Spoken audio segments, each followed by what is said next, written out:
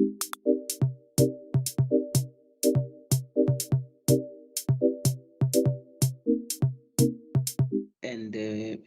members of staff. Morning, Chair. It has just gone past 9 o'clock. And then I think we must start because I think we are a quorum. Let me make use of this opportunity to welcome everybody that has come to be part of the meeting of the Standing Committee on Public Accounts for purposes of dealing with the items that are on the agenda. But just before we may start, can I just give an opportunity to honorable members who are present, those who are part of the committee and those who have just come to be part of the meeting to please introduce themselves. Good morning, Chairperson. Regan Allen, and I am standing in for Member Derek America today. I hope you are well and everyone else. Thank you. Thank you very much, honorable member. Good morning, Deirdre Bartman, member of the committee. Thank you. Good morning, Chairperson, and good morning to the department, Matlhodi Maseko. Thank you. Thank you, honorable member. Good morning, Chair. Melika Ekego. Thank you very much, honorable. Good morning, Chairperson. This is Gillian Postman. Thank you very much, honorable member. Okay, thank you very much then, honorable members. I think then, Mr. Davids, I don't think there are any apologies except the one that we have received from Honorable America, who is, of course, represented by alternate members. I think other than that, do you have any other apologies, Honorable or Mr. Davids? Unfortunately not, Chairperson. You are correct in your analysis there. And we've got Member Dalen Mitchell, Minister Dalen Mitchell, that's joining us as the first time as the Minister of Transport and Public Works Chairperson. No. So then in the absence of that, I think then we must just, we will just go on into the agenda. Honorable Maseko, I see your hand is up. Your hand is up. Yes, I want to also indicate that I will be leaving a little bit early because I am going to go and debate at the NCOP. So my apologies for just joining you half the allocated time. No, thank you very much, honorable member. Now, then, with all that, then, honorable members, now we must just, if we go back to go on into the agenda, the purposes of the meeting is to look at the briefings by the two departments. And I think in our midst, let me make use of the opportunity to welcome the two departments that are part of this meeting. That is the Department of Social Development, as well as the Department of Transport and Public Works. And I think actually both departments are represented by the minister. I was made to believe that both ministers are here. Can we confirm that, Mr. Davids? Chairperson, I'm seeing in the meeting Minister Mitchell is in, Chairperson. Not quite, I'm going through the present attendees. I'm not seeing Minister Fernandez, but Dr. McDonald, the HOD of Social Development, does have his hand on, Chairperson. No problem. Then welcome, Honorable Mitchell. Now, I want us then, in terms of the agenda, what we'll do, we'll first deal with the Department of Social Development. There'll be two presentations that they are going to make. I will allow them to make both presentation, and thereafter, if members got input or they've got question or point of clarity that they want to ask, I will allow them to do so. Now, without any further ado, honorable members, I'm going to let me make use of this opportunity then to welcome the department once again.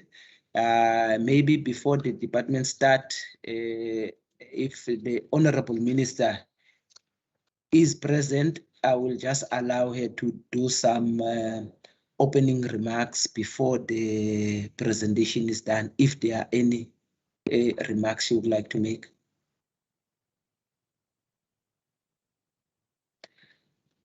Honorable Minister. Thank you, Chairperson, and good morning, honourable members. I'm representing the department today. I'm Robert MacDonald, Head of Department. Shall I make some opening remarks? No, it's not a problem then. It's fine. So the minister won't be joining us? No, unfortunately, she has another urgent matter to attend to, but she may join later if she can.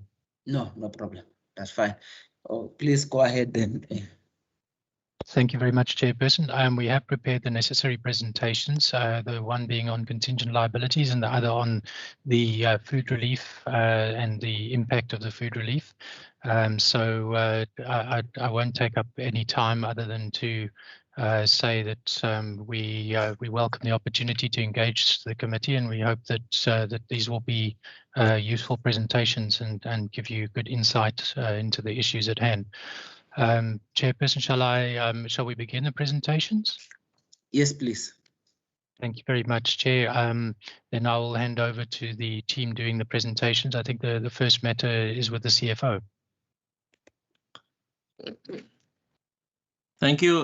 Good morning, Chairperson and members, and Minister, as well as HODs and colleagues. Good morning. I hope we can all see the presentation. Yes, Yes, it is visible. It is visible. Thank you. Okay, so I'll continue. Next slide, please. Let me just introduce myself. Sorry, I'm Juan Smith. I'm the CFO for the Department of Social Development. Just an outline of the presentation. There, firstly, is just the purpose and what we're going to discuss in the various slides in terms of the contingent liabilities as requested. Thank you. The next slide. Chairperson and members, here's the purpose. As indicated by the committee, we need to respond and indicate the mechanism which is in place to monitor and manage the contingent liabilities, which was recorded in the 2019-20 financial year. Next slide, please. I think it's just proper that we given a definition of the contingent liabilities, and as we can see here, this is when a liability can arise, obviously depending on the outcome of specific events or an event. And this can also create a possible obligation on the department, depending on the flow of the future events as it unfolds in itself. And a contingent liability, we record it when we can estimate the value. If we can't, then we will just disclose it in our financial statements as such. Next slide, please. Chair, here we need to give the legislative framework that governs how we deal with these contingent liabilities specifically. And Section 38 of the PFMA indicates that the accounting officer must ensure that they have and maintain effective and efficient and transparent systems of risk management and to responsibly manage all liabilities. Further, the Treasury regulations also indicate that we need to report on all contingent liabilities of the department in our annual report.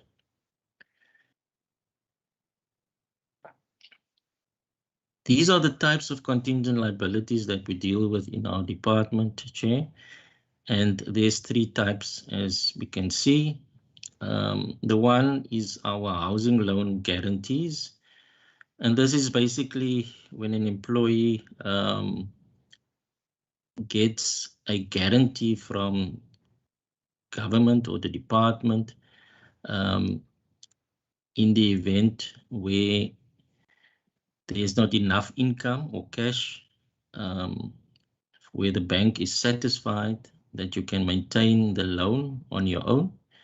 That is when normally there is a guarantee that is asked and that we normally provide. Later on, we will speak more about this in terms of housing loan guarantees. This is just the one type. The second type is the claims against the department, which is predominantly the common one that deal with most of the cases in our department. This is where we disclose as a note the estimate settlement value of claims instituted against the department at year end. These claims will only be settled when either the court decides or that the department also accepts the liability, obviously with the advice from our legal services teams. And then the last type of contingent liability is our intergovernmental payables. This is amounts owed by the department that has not yet been paid to another or other government departments. And this, Chair, is basically where we can confirm that we owe, or we can indicate that we do not confirm. And this can then also result in a contingent liability going forward. Now we will concentrate on the various types. So we will start with the first one. As I mentioned, the housing loan guarantees. We can indicate today that we have no housing loan guarantee outstanding for our department. And just to qualify that, this is mainly due to employees qualifying for 100% housing loans from financial institution. Another positive is the housing allowance provision that government retains in the government employee housing scheme for employees not owning a house. So nowadays we also allow that you get an allowance even though you don't own a house, and hence we have no cases of any housing loan guarantees at the moment. The next type is the claims against the department. And here we want to indicate the mechanisms also in terms of your request to monitor and manage these liabilities. Chair, we must start off here firstly to indicate that we deal with these claims together with the State Attorney and with legal services, and they are our partners in this, because without them we won't be able to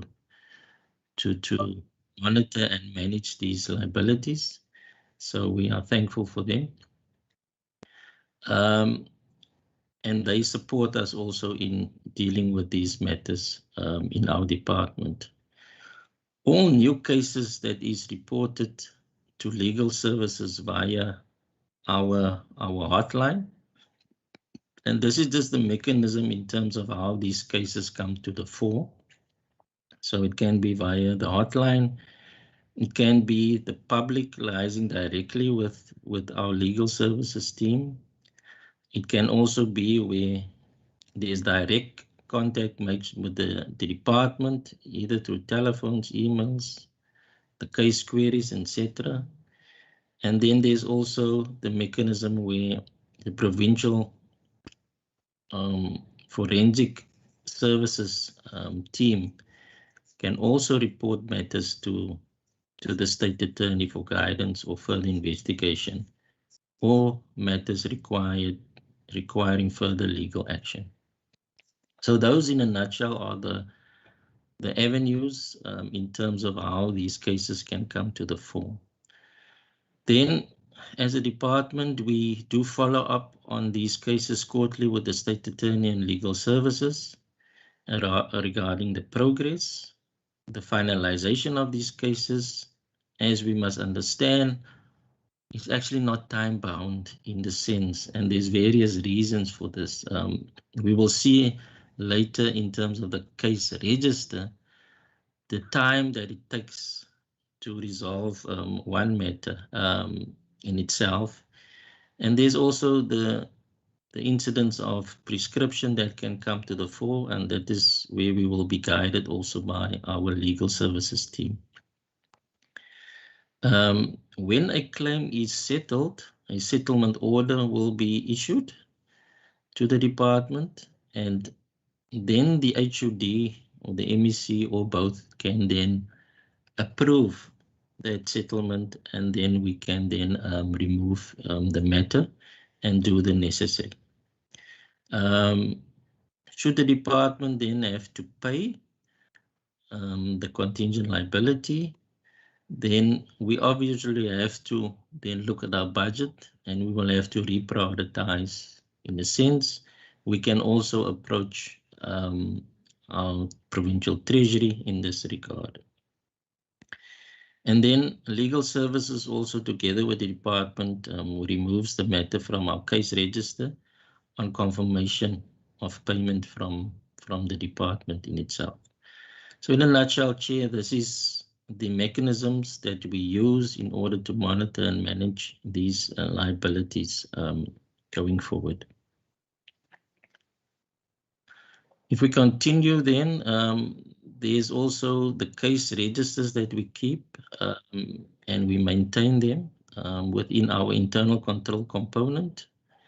And this enables the department to implement these proper controls and to ensure that the disclosure is accordance with the modified cash standards that we apply within the department. The case registers are received from legal services monthly and to be monitored and managed together with the internal control unit. And any new cases are followed up, requesting the documentation to support the liabilities. This would be any claims confirmed, deed of settlements, etc., that we receive from our legal services team. And then we update our register continuously, and especially also when the state attorney shows movement on the matters, we will be informed, and then we will submit to our finance unit, especially where there is payments that needs to be done. And then we will disclose this also then in our interim financial statements as well as in our annual financial statements. Can continue. This is our case register as at the end of March 2020, Chair, and this was the request from the Public Accounts Committee. And there we can see, I think for this year under review, we had 11 cases. And here we can see the description of the matter, and we try to, as far as possible, to give that description, as some of the information we can also not indicate here through the sensitive nature of some of it. And then we indicate the liability. And this is normally the estimate that we provide. And we also indicate the number of days that has passed. And this is just an indication of how these cases are not time bound. And in the first one, we try to also indicate that the number of days can result in many years in itself. And these current statuses are also what we indicate through our legal services unit, where they also assist us with the status of these matters in itself. So these are all our cases, and these are the 11 cases that is currently amounting to about 17 million. And I would just like to mention the last case, which was a request for legal opinion regarding a claim. There was a contingent liability of 4,000 420 rand as an estimate. And in the 2021 financial year, we could manage then also resolve this matter in itself. So this is the only case that actually moved since the 2019-20 financial year, where the legal team together with the complainant and the plaintiff came up with a new estimate, and as it indicates, a legal opinion was provided and the settlement offer that was made has resulted in a claim of 26,000, and this now includes full damages of the vehicle as well as the excess.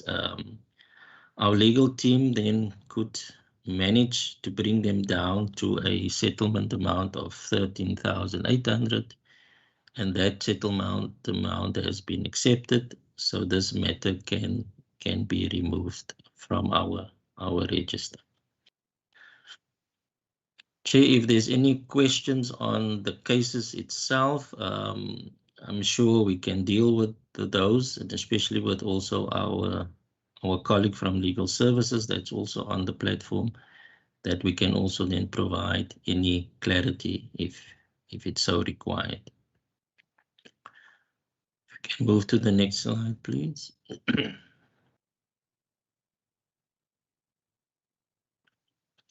Then the last type of contingent liabilities, Chair, is the intergovernmental payables. And this is amounts owed, but which has not yet been paid to the other government departments. And these are also claims by year end. Our credit control unit follows this up normally with the relevant departments in writing, issue debt confirmation letters. And then once we confirm the debt, then we will do the necessary payments. As you can see in that year under review, we had the two departments, which was Transport and Public Works. In the sense, it was Government Motor Transport, and then the Department of Health, and those are the two intergovernmental payables, which was resolved and paid and sorted out. And those were the only two matters for that year under review in itself. Chair, I think that concludes our presentation. Thank you very much. Thank you, Chairperson. Would you like us to go straight into the next? Thank you very much, Mr. Smith. Thank you very much, HOD. But I would really like us, as I said, let's have the presentations first. Just honorable members, keep your questions, just mark them and keep them. I just want us to deal with presentation, then we are going to allow an opportunity for questions and answer sessions. If we may deal with the next presentation. Thank you very much, Chair. I'll hand over to Mr. Hewu and his team to present the second matter.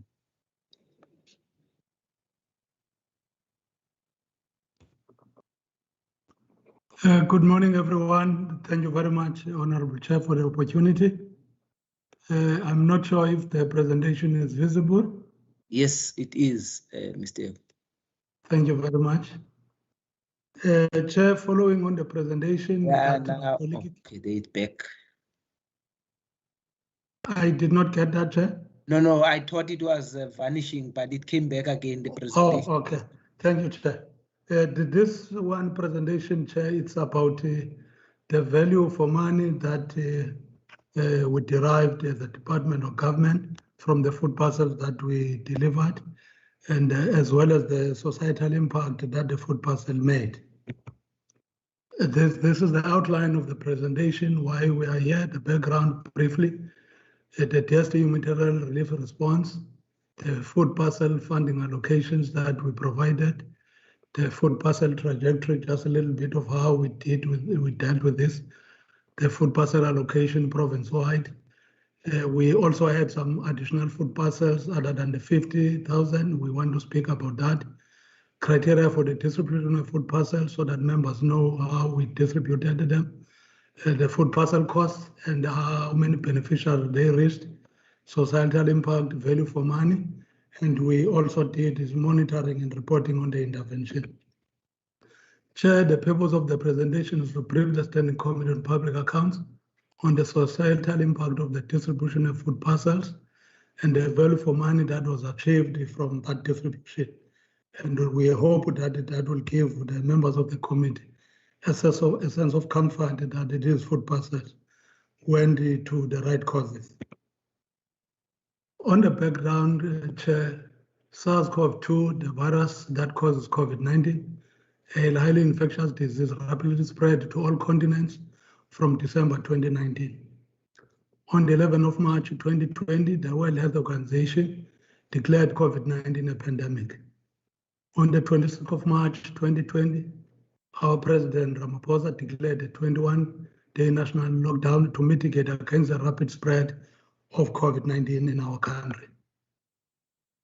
COVID-19 and the imposed lockdown levels have already generated a massive economic shocks, both in South Africa and the rest of the world.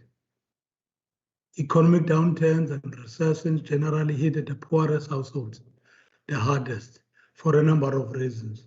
We think these may include higher food prices, less purchasing power, reduced ability by people to stockpile, higher risk of losing jobs, and the lack of safety net generally. Our humanitarian relief response, the department, in addition to its existing food security footprint, coordinated the emergency food relief project. It involved the provision of 50,000 food parcels to mitigate against potential food insecurity in poorer households. 4 humanitarian relief organizations were enlisted to assist the department in its endeavor to supply food relief to vulnerable households in distress province-wide. The food parcel funding allocation, we had the 20 million. We had all those 4 humanitarian relief organizations, and each one was allocated funding on the basis of their capacity to distribute, and then that's how we allocated the 50,000 food parcels to them. Here it was just is the distribution of the amount that we gave to each relief organization. We'll talk about this a little bit more in another slide. The funding, it was 20 million.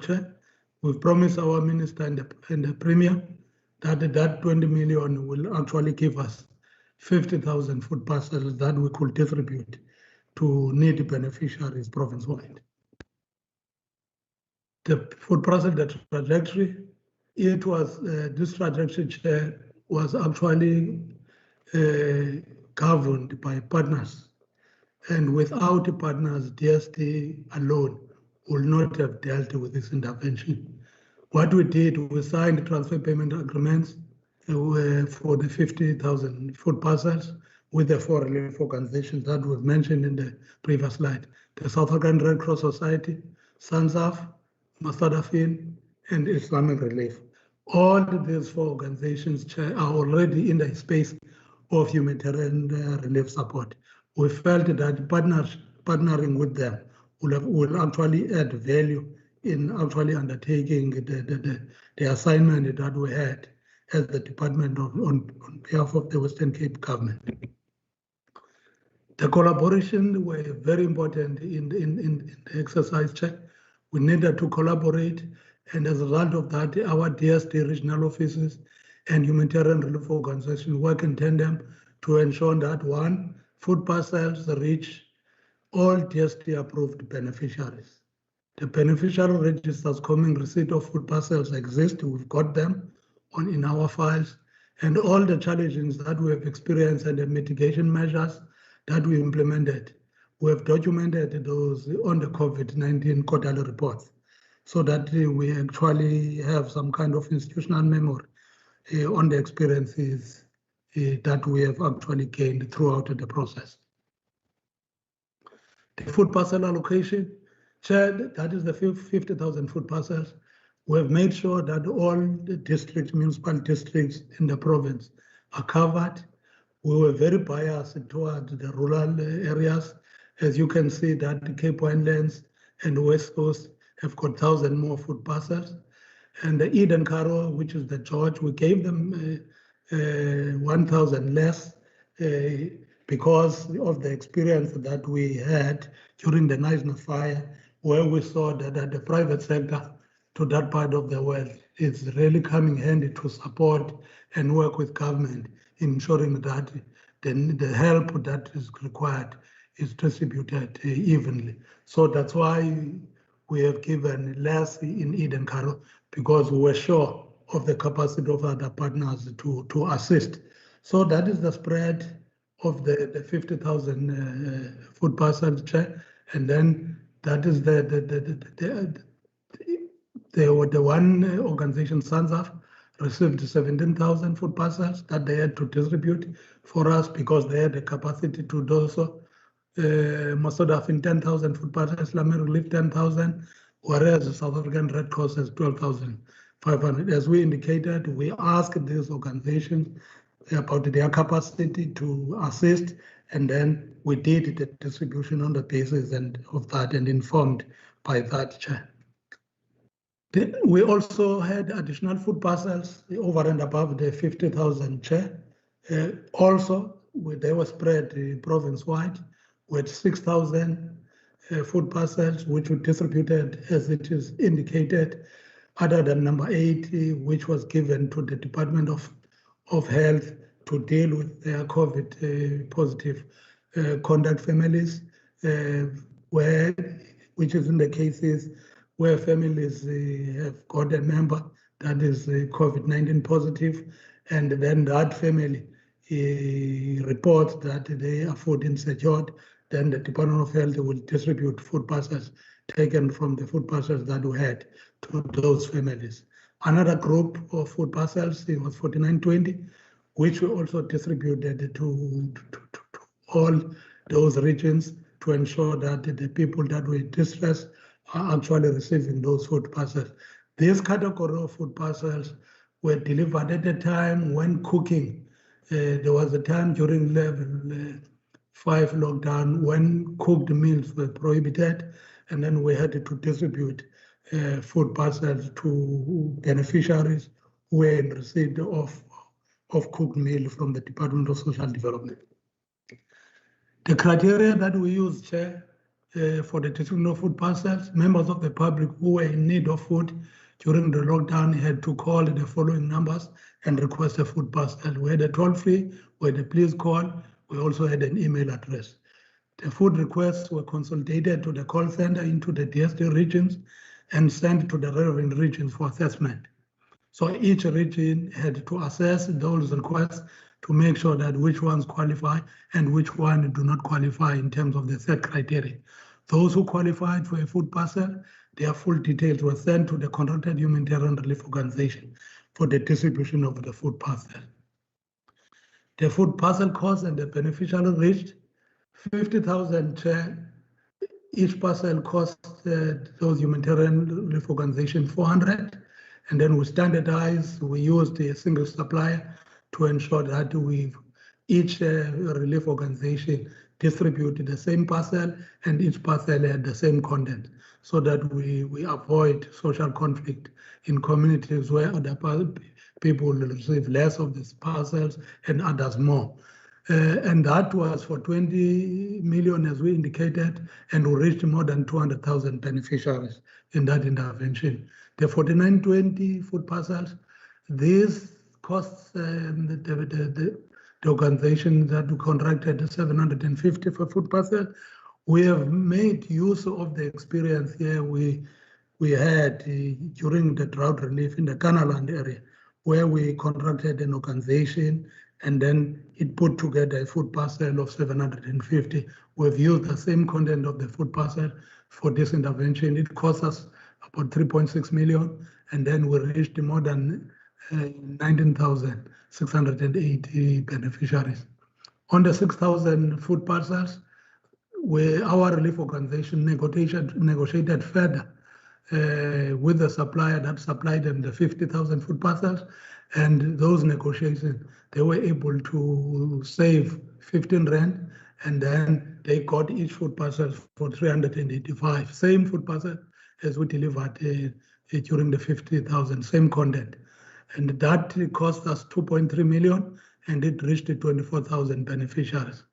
The food parcel cost in total, it was 26 million, and then it reached 243,680 individuals.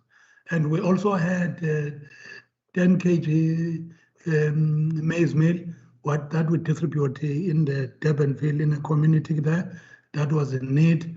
And then we reached 14,000 households there at a cost of 332,000. In total, this intervention was 26,332,500 rands, and we reached 257,780 beneficiaries.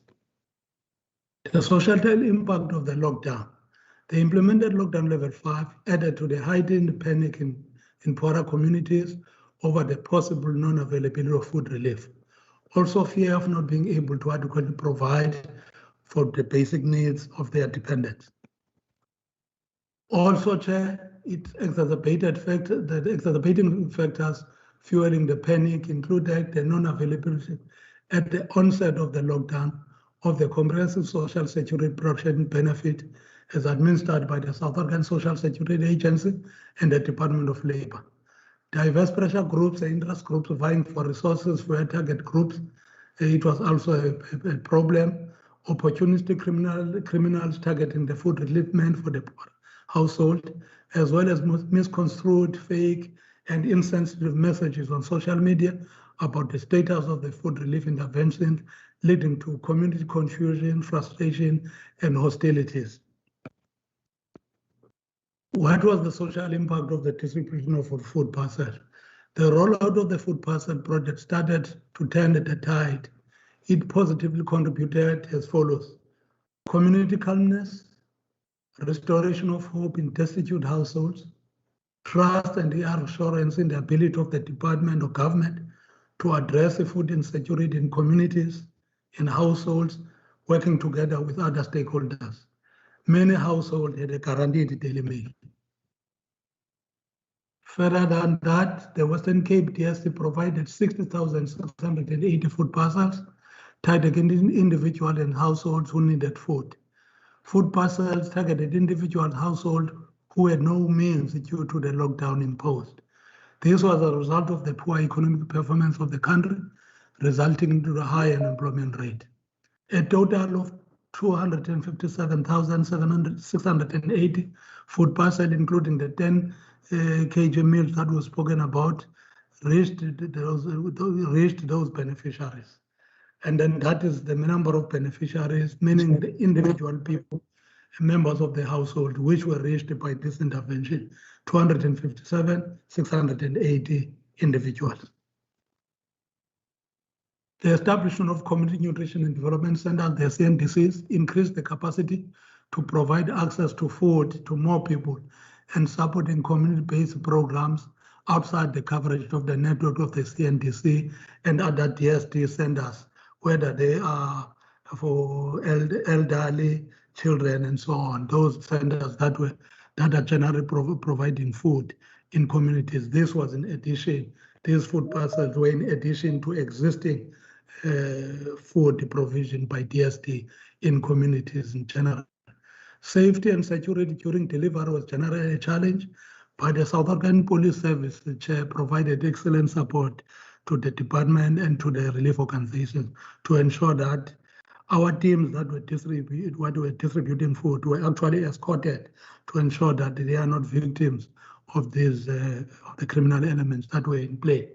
A very good collaboration between the state and the private sector in providing food relief response was welcome, Chair. About value for money, the average cost of the 3 food parcel category was 511. At 511 average cost per food parcel, 60,920 households were reached. Using DST estimation of the average family size of 4, 200 and 57,680 beneficiaries, meaning individuals within households, were reached.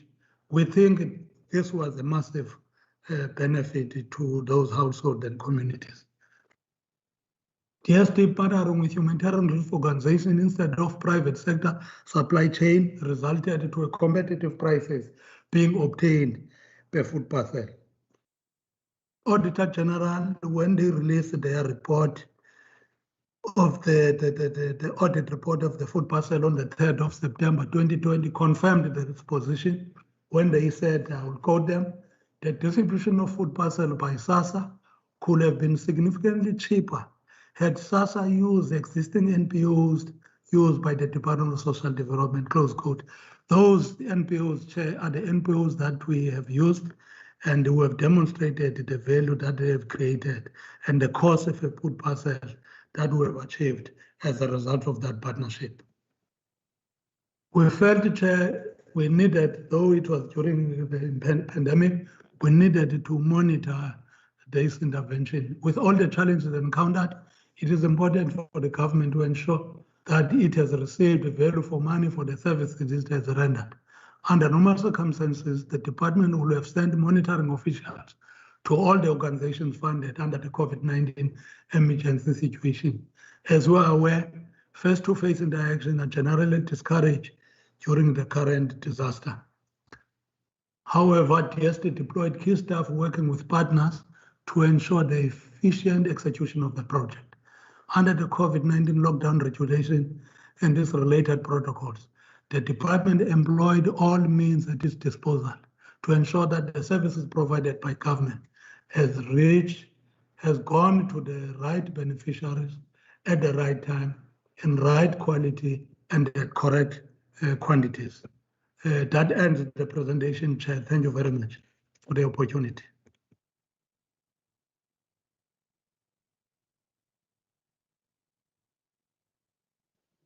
Thanks very much, Mr. Eo, for the presentation. Now, honorable members, there you've got the two presentations from the Department of Social Development. Can I get an indication of members who would like to ask questions, would like to speak points of clarity? And then we will, I see Honorable Bosman, Honorable Bartman. Let's go in that order, honorable members. Thank you very much, Chairperson. And once again, good morning, colleagues, and good morning to our colleagues from the Department of Social Development.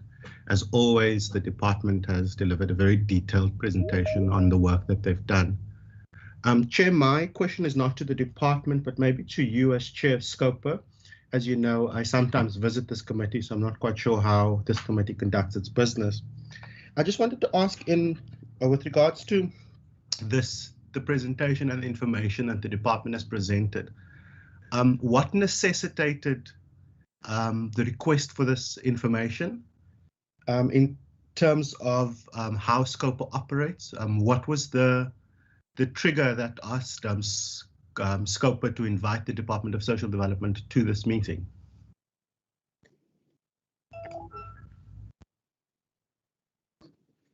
Thanks very much, honorable member. Is that the only question? That's my first question, Chair. Okay, yes. Okay, so, you can continue with the other. The others are going to depend on your answer. Oh, okay. Now, I think as you might be aware, then hopefully also other members as well will also assist who are full-time members and who were present when we look at the report of the department. Now, this came out of the annual reports where we were looking at the performance of the department and also where we were looking at the Auditor General report of the department. And then one of the issues, obviously, I know there was a question that was asked about the issue of the food parcels, which we've got now clarity on. I know at some point, even which might also be a question I'm going to ask also to the department, when the issue of the food parcel first arose, I know there was a discussion at the department, at the level of the SCOPA committee, that we needed to also maybe see if we cannot visit some of the municipality where this food parcel was taking place. But then it was felt that no, let's wait first for the report. The report is going to come and then we'll engage on that. So the issue of the food parcel itself, I know it has been an issue for discussion by the committee, but then when we received the report at the annual report meeting that we normally hold annually, it was just felt that maybe we can just have a presentation on how the food parcel were dealt with. Then on the issue of the liabilities and related matters, I think that is actually, if you look at even the next department that is going to be making a presentation, the same question was actually asked, but then it was felt that maybe let's have a meeting where maybe this whole matter of on liabilities is actually being presented so that we can ask questions directly to the departments, without actually cloud the matter with other matters that are actually in the annual report. So I hope that is actually answering. If there are any addition from other members, it might also assist as well. But from my side, that's how I'm actually going to answer you. Thank you, Chairperson. Then I'm slightly confused because what I did in preparation for this meeting is I read the powers and functions of the Public Accounts Committee.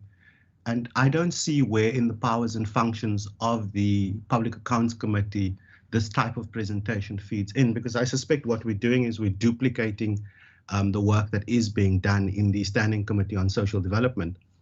Because if my reading of the standing rules of Parliament and the rules specifically pertaining to committees is correct, that this committee must entertain or investigate things that are referred to it.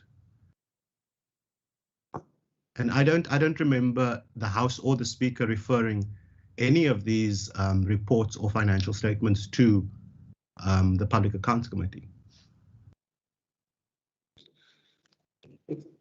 Look, Honorable Bosman, you are entitled to your views, although I personally might not agree with it, as I've indicated that if other members also want to join in answering you, they can do so. But also further, I would like to state that this was a resolution of the committee, that this matter, it was a unanimous decision of the committee. So if you feel that the committee have erred or they were wrong or they are not supposed to take such a resolution, I would like to think that you are actually entitled to that view. But I just want to, I see the procedural officer would like to ask or would like maybe further to clarify the matter. Mr. David. Chair, I've had my hand up for quite a while. Oh no, I thought maybe, sorry, Honorable Parman, I thought maybe that was going to be a new question or was a different question. I did not know, because I did indicate that if there are members that want to add on what I've said, they can. But then if you, please, you can go ahead then, because I thought that you were raising your hand to ask a question. No, sorry, Chair. I wanted you to recognize me because I didn't want to disrespect and just jump in. I thought you were going to say, okay, Deirdre, you can speak now. Okay, but anyway, Chair, I share the sentiments of Member Bosman, and in a previous meeting, I actually said that if we as SCOPA, if we're doing our job right, then we should actually be the committee that's sitting the least, okay? And the reason for that is because we are supposed to look at matters that are being referred to us, and when things have essentially, we are a retrospective committee. And in the meantime, when we not sitting and looking at things that have been referred to us, that we are supposed to be capacitating ourselves as essentially investigators almost, in order to, when something is referred to us, in order to be able to investigate it. But what is happening now is essentially the departments are coming before us with these briefings, and no offense, but they're essentially giving us information that you could get at other committee meetings and briefings. So for example, Treasury would come and do a presentation, but that presentation would actually need to go to finance because that is the committee that does oversight over the department. This, for example, is social development and transport, and those should go to those committees that do oversight over them. We can't just be a committee that gets information in briefings every meeting simply because we don't necessarily sit on those committees. It's not fair to the officials, it's not fair to the members, and it's not fair to the people of the Western Cape, because we need to seriously look at the mandate of SCOPA and matters that are referred to us. If you go to a judge is not going to go out looking for cases. And a judge isn't going to call departments nationally or wherever to come, for those departments to come do briefings in between court cases while it waits for a case to be referred to it. And similarly, cases gets referred to the court. You can't just say the court must come and look for a matter to be dealt with. The court deals with matters when it gets to the courts. And I do think that we need to seriously look at how do we ensure that we stick to our mandate, because these officials, we in COVID, some of these officials are supposed to be on the ground dealing with the actual service delivery problems in our communities that we are complaining about in the committee. But those are my 2 cents. Thank you, Chair.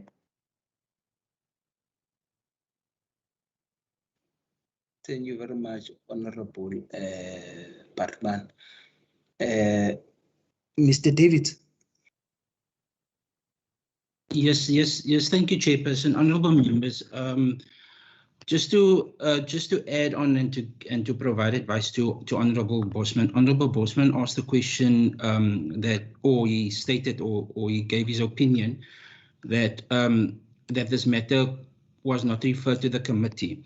Now, Honourable Bosman, I just want to get our standing rules. In terms of Standing Rule 101, of the powers and functions according to the standards of WCPP for the Public Accounts Commission, for the Public Accounts Committee, it says 101 Rule 1A, it says the Public Accounts Committee must examine the financial statements of provincial departments and provincial public entities.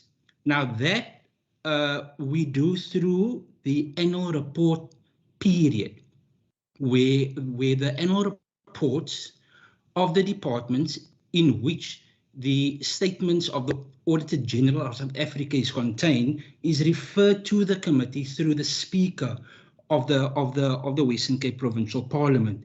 And I'm referring to Standing Rule 101, Sub Rule 2, which says the Speaker must refer the financial statements and reports mentioned in the sub-paragraphs to the Public Accounts Committee when such financial statements and reports are submitted to Provincial Parliament. And then also a big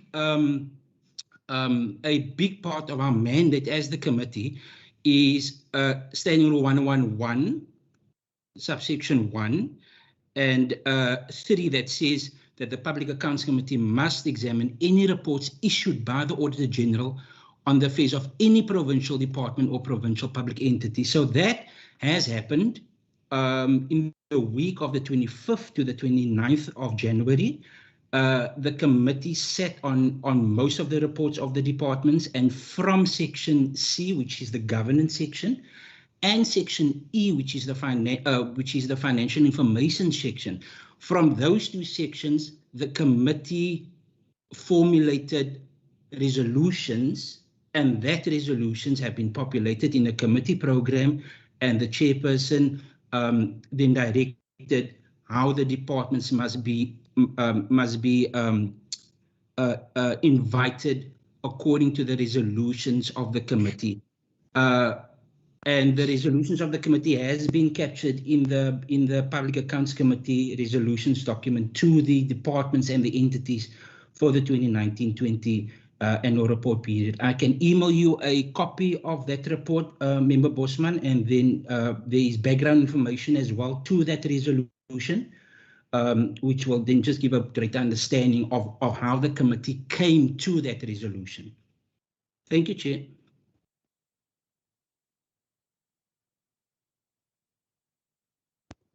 Thank you very much, Mr. David. Honorable Postman. Thank you very much, Chairperson, and to Mr. Davids for explaining to me how the committee works and also taking me through the rules. I am actually on the WCPP website looking for that document. I remember the document being tabled in the House, and I'd like to look at the specific resolutions, because if I read the rules, specifically Section 101, and we go to Section 102 in terms of the relationship that SCOPA has with the other committees, Section 102, subsection 1 speaks about the role of the other committees in examining the reports, that the financial statements and the reports that are tabled at SCOPA. And as the chairperson of the Standing Committee on Social Development, I don't remember being informed that the committee is discussing this. Chairperson, what makes me very uncomfortable is that SCOPA is to a large extent conducting the work of the Standing Committee on Social Development. At the moment, I'm the only member of the Committee of Social Development that is part of this meeting, and I feel that my other members are not part of it. So information is being presented to this committee that's also been presented to the Standing Committee on Social Development. So I just want some clarity in terms of if this is a extension of the work that was done as part of the annual report period, and SCOPA is thoroughly and quite rigorously doing its job, how come we did not invoke Rule 102?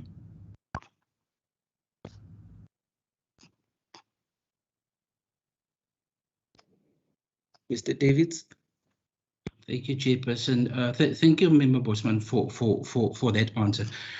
Standing Rule 102, subsection 1 of the Standing Rules, member, it states that if the Public Accounts Committee is of the view that a report or financial statement raises issues relating to the policy of a particular department, the committee must inform the Speaker and then also basically write a letter to the chairperson of that relevant standing committee. Now, in the past, especially last year, with environmental affairs, a letter has been sent to that committee to request or to deal with a matter that was identified by SCOPA. Member Bosman, 102, Standing Rule 102, subsection 1 does not impose on the Public Accounts Committee that they must, with every matter that they identify, that they must invite the relevant standing committee to its meeting. It is basically via resolution of the committee. Let's invite that standing committee so that we can do a joint oversight visit, over this matter, because it now deals with the financial and it deals with the policy implementation of this matter. But I do understand where you're coming from, Member Bosman, because Section E of the annual report and Section A of the annual report and Section B of the annual report does speak to each other. So I do understand where you're coming from, where you feel that you and your committee or the committee wanted to sit in on this matter, Member Bosman. Unfortunately, that is just how we operate. Where committee, if they raise matters out of Section E, which is financial statements and the numbers, then this committee sit on its own. But as I say, I do understand where you're coming from in stating that you felt that the committee could have invited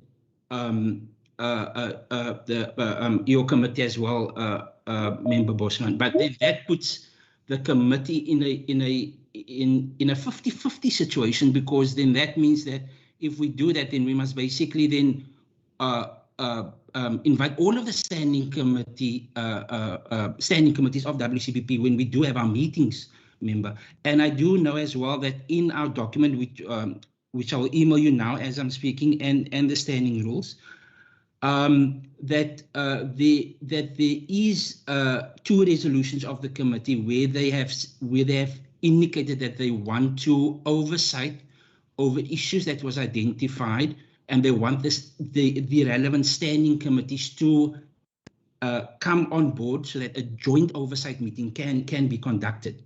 Yeah, but that's another matter, Member Bosman. But as I said, I do understand where you're coming from, sir.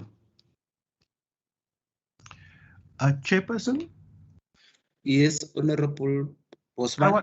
I wanted to just stress that the reason that I'm raising this is that the Department of Social Development is a very busy department, and we don't receive a large chunk of the budget. And a lot of the officials on this meeting today have very busy diaries and run multiple transversal programs. And if we are going to engage officials in meetings where they constantly report on items that have already been ventilated by other committees, we're not doing a service to the people of the Western Cape, and we are not allowing our officials to be on the ground and to deliver the services that we as members of parliament expect to be delivered. So I think going forward, I'd like to recommend that this committee seriously considers a viable working plan for itself that doesn't keep officials busy in meetings, and that perhaps maybe some of the committee members, if you are interested in what is being discussed at the Standing Committee on Social Development, please come and join our committee as well. And if there's any specific item that you'd like to propose that we discuss, please pop it onto our agenda as well, because we do have very regular meetings with Dr. McDonald and his teams. And I'm very mindful of the fact that these officials, again, are very busy. So I would seriously sort of ask that the Public Accounts Committee consider the role that it wants to play in oversight, because we also, as a standing committee, gets briefings from the Auditor General. And as the chair of that committee, I had a meeting and an engagement with the AG's office before we had our annual report as well. But I'm going to allow us to continue, and I'm sure there's going to be enlightening questions from the committee members. And as always, the department will be able to answer it. Thank you, Honorable Bosman. In fact, then that means we are trying to say that we were actually wrong in wanting to call the department to come and explain some of these things in front of us. No, Chairperson, I'm not saying that you're wrong. I'm saying that you're duplicating the work that's being done in other committees. And I understand that members of SCOPA don't necessarily sit on those committees and don't have the availability in their schedule to attend those committees. But I think we're duplicating work. And I think we are now denying an opportunity for members of the Standing Committee on Social Development to benefit from this information as well. At your standing committee, you've already have you dealt with this issue of contingent and liabilities? If you remember, Chair, we were all part of the annual report meetings that took place when the annual report was presented. If you remember that we were in this meeting with the Public Accounts Committee. Yes. Yes. And then we took that resolution. I'm sure you were also part of that meeting when we took that resolution. And you never said that we must not take that resolution. No, Chairperson, I was part of the meeting where you took your resolutions. I'm saying we were part of the briefings and we participated in that meeting. We also had our own engagement with the Department of Social Development and with the Auditor General when they presented their audit findings. Yeah, you see, where I have a problem with this thing, Honorable Bosman, is that you seem to be wanting to stifle now the Public Accounts Committee in terms of actually doing its job, because I think it's the responsibility and the duty of this committee to exercise its responsibility as is actually stated in the rules of order.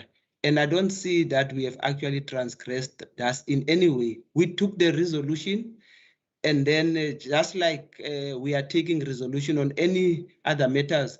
Now, I find it very strange when we say that then we are wasting officials' time, as if actually accountability is not part and parcel of the work that they must actually be doing. Unless if you've got other suggestions that I can't think of any other suggestion. If you've got other suggestion that you've got, you can actually raise that, and maybe we'll look at that during the resolution. Honorable Partner. Thank you, Chair. Chair, I think we are all speaking past one another. I mentioned earlier, and I essentially said the exact same thing that Member Bosman was saying, but I think we're speaking past each other. When you look at the court system, the judge is not going to go and engage with all the various departments in between while waiting before court cases comes before the court. And we are able to read the rules. We all have eyes and we all know how to read. So we are able to read the rules ourselves as well. And the rules were also read out for us. So we know the rules of the committee. SCOPA, in essence and in its mandate, is a retrospective looking committee. Okay?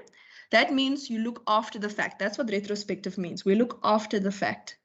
So what we are doing now essentially is no matters have been referred to us, and it's been just over 2 years. And even when a matter was referred to us, the legal eagles told us actually that matter was not supposed to have been on SCOPA's agenda anyway.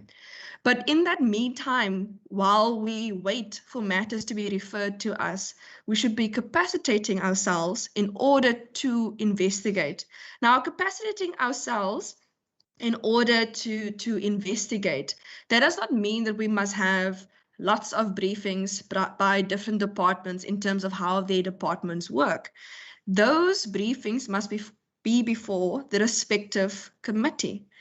And what essentially is happening, and Member Bosman is correct, because we are denying the members of social development, irrespective of who you are, whether you're the chairperson or general member of that committee, we are denying them the ability to do oversight over the Department of Social Development, and similar for transport in the Transport Committee. And I know some of our colleagues also sit on transport, because these are matters that should be in those committees. These are matters that if you are, for example, a member or even if you're not a member because you can attend any meeting, what essentially you do is you go to the meeting and you ask that a matter is a briefing before that committee, and then the committee has the briefing. And I'm sure that I see Mr. McDonald's on the meeting, and I'm sure they have things on the ground that they can be doing instead of being here today, essentially teaching us how their committee works when they already have taught people how the committee works in their committee. I see Minister Mitchell's also with us still, and I'm sure Minister Mitchell has things to do on his desk in order to make sure that our public transport system is running smoothly. And I do think we need to ask ourselves, yes, we are an investigative committee. Okay, so what does that mean? It means that when matters are referred to us, we must investigate. We can't have 100 briefings from departments and then expect them to sit here for 3-4 hours and then it's simply to educate ourselves, because education and oversight are two different things.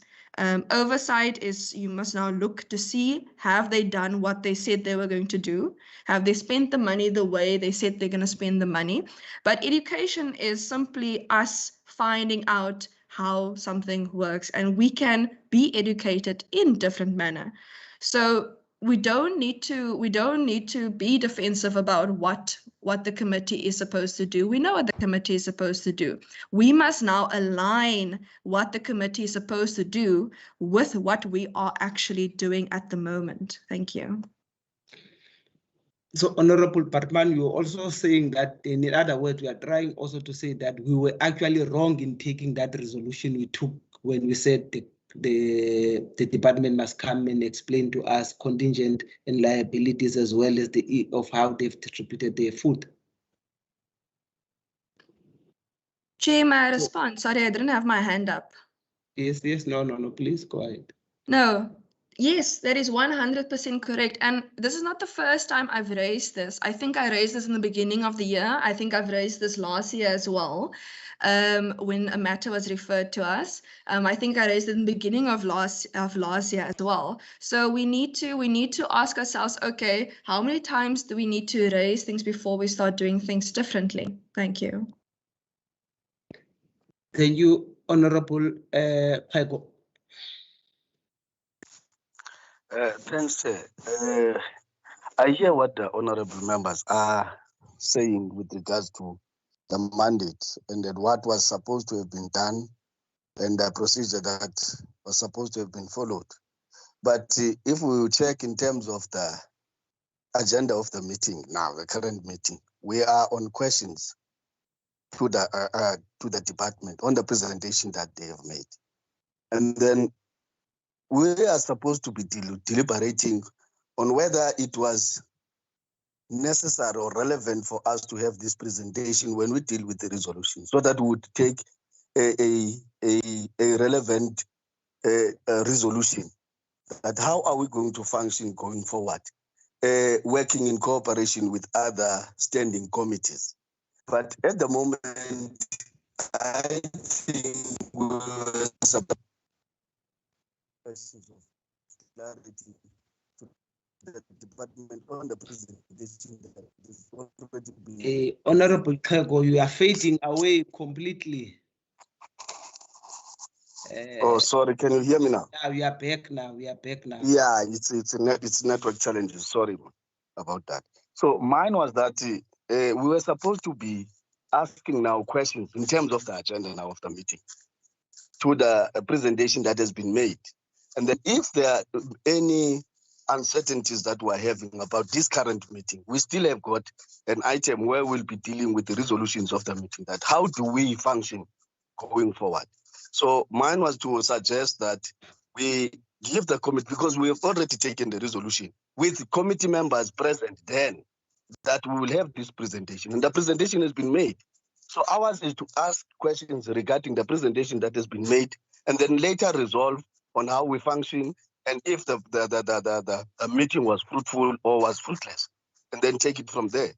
So I think that the members do not give us a chance now to ask the questions about the presentation that was brought in front of us, so that we hear their concerns about the duplication of responsibilities and everything else, of which is something that we could have done with the department having left the meeting.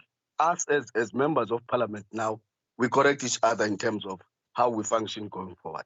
Thanks very much, Chair. Thank you very much, Honorable Kego. That was actually going to be my take on this, but then because I think I could see that members were feeling strong about this issue, they wanted to actually add their views. That's why I allowed it to actually take place. And I hope that then, okay, let me give Honorable Bosman, because I see he's also got his hand up. Thank you, Chairperson. I think, Chairperson, what I'd like to understand is what aspects of what the department has presented today was flagged by the Auditor General, and also how is it that SCOPA is determining or trying to determine the societal impact of the disbursement of food parcels and the value for money that was achieved from the distribution. That's what I'm trying to understand, because as the chair of the Standing Committee on Social Development, that's a question that we regularly ask. And it's not just a question we ask the Department of Social Development in the Western Cape. It's a question we ask to the agency that is tasked with relief of distress and with social assistance. And we've not gotten a satisfactory answer from SASSA in terms of the value for money that they get from disbursement of food parcels in the Western Cape.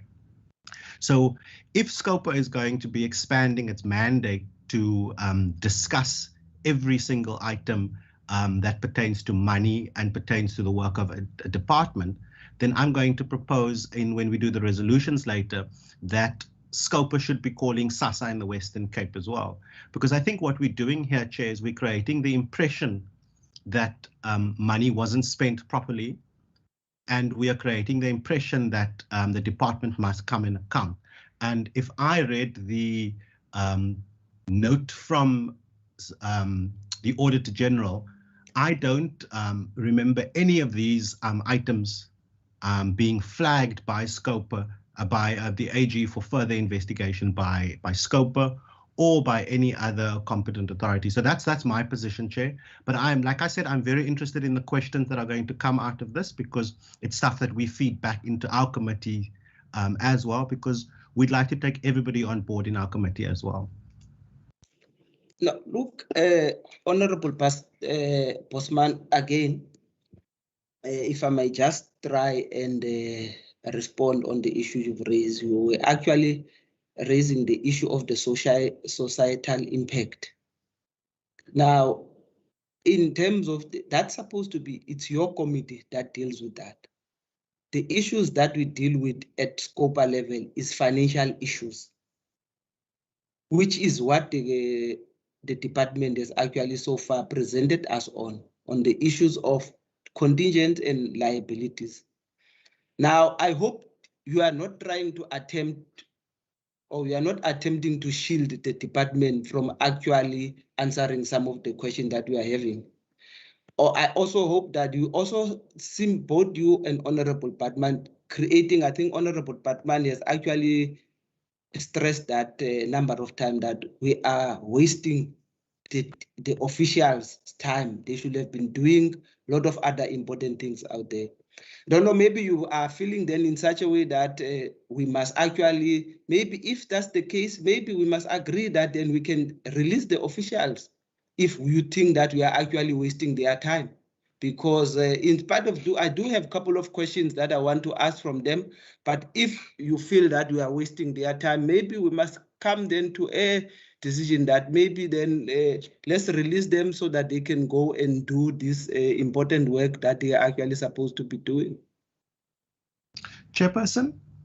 Yes, Honorable. Just on a point of clarity, I did not determine the agenda for this meeting, and point 2 of the agenda says that it's a briefing by the Department of Social Development, which is point, sub-point A there is the mechanism with which is in place to monitor and manage contingent liability. And the second point there is the societal impact of the disbursement of food parcels and the value for money that was achieved from the distribution. So you as the chairperson set those agenda items. And the question that I'm asking, Chair, is please explain to me as a member of, an alternate member of this committee who don't attend all of your meetings, but also as someone who chairs the Standing Committee on Social Development, where in the AG's report was that flagged, the second point. I have no issues with discussing the contingent liabilities. It's something that we were briefed on in our committee. It's something that the AG's also presented to us, and we continuously engage on those items. But my question is just in terms of what SCOPA is attempting to do here. I'm not clear on that. And I think where what Honorable Bartman said is we're talking past each other, and I'm not sure if you're seeing the point that I'm making. What is SCOPA's role in all of this? So we are feeling that we are wasting the department's officials' time by... No, Chair, I never said we're wasting anybody's time. I said these officials are very busy, and I said that these officials have a lot of work to do. I'm pretty sure that they can manage. Is it not part of their work to also come and give us reports based on the things that we've asked for? I'm asking about the things that we are asking for, Chair. Honorable Bartman.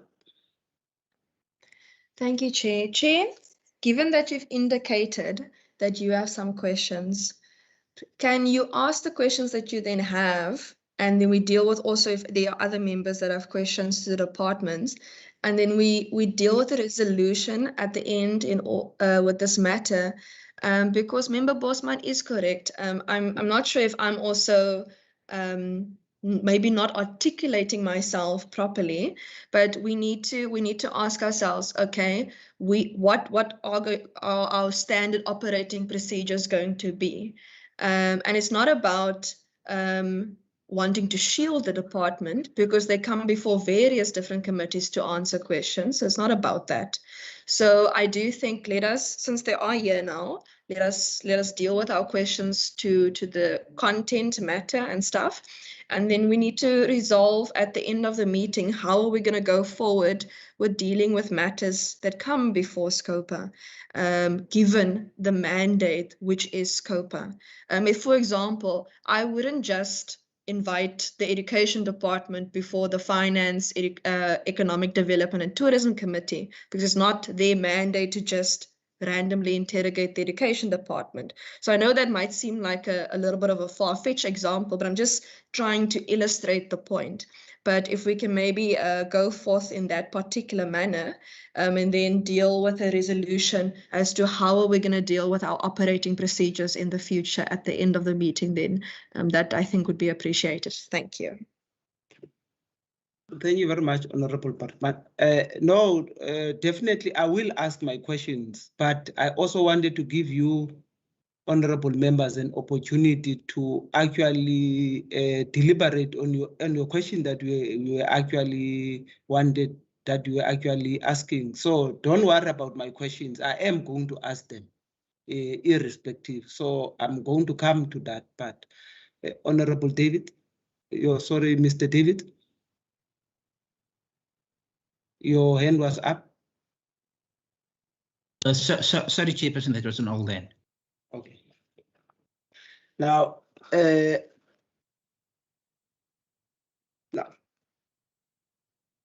now, one of the questions I just wanted to ask, if we go to questions. So apart from the issue that was raised now by Honorable Bosman and Honorable Batman, are there any other members who would like to ask questions on the presentation?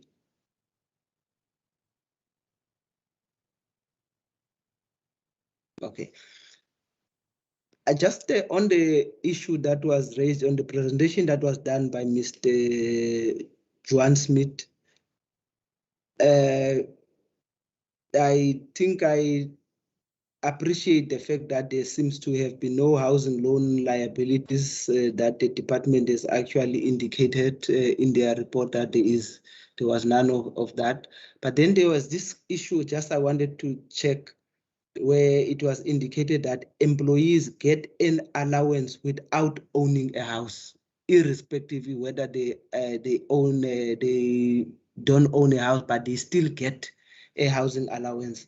I just wanted to maybe get a clarity on that. Mr. Thank Smith. you. Thank you, Chair. Thank you for the question.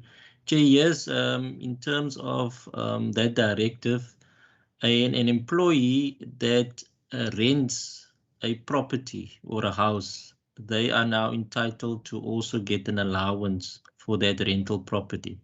And that is the difference in terms of the owning of a house, where you can qualify for a guarantee.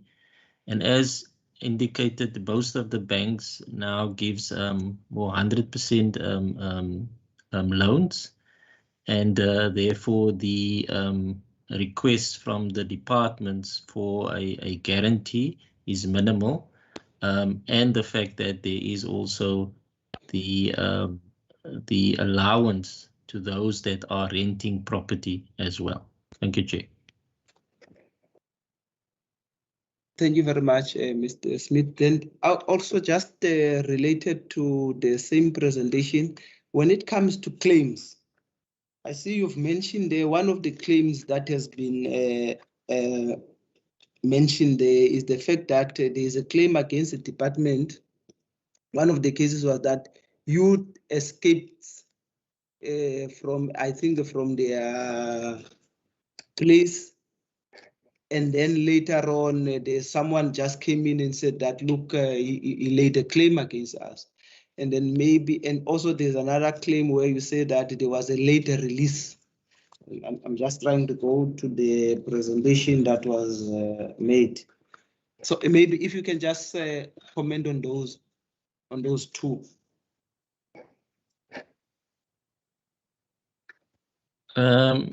Thank you, Chair. Yeah, I'm just trying to find exactly which ones you were referring to. Are we referring to the case register? Let me quickly go to the presentation.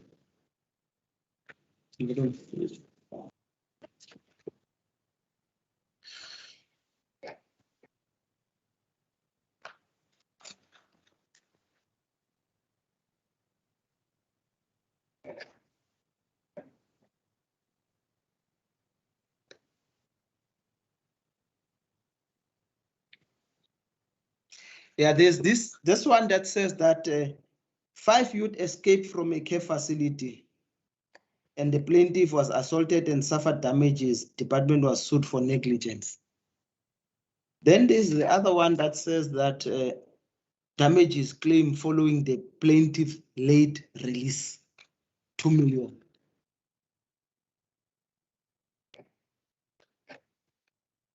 Thank you, Chair. I'm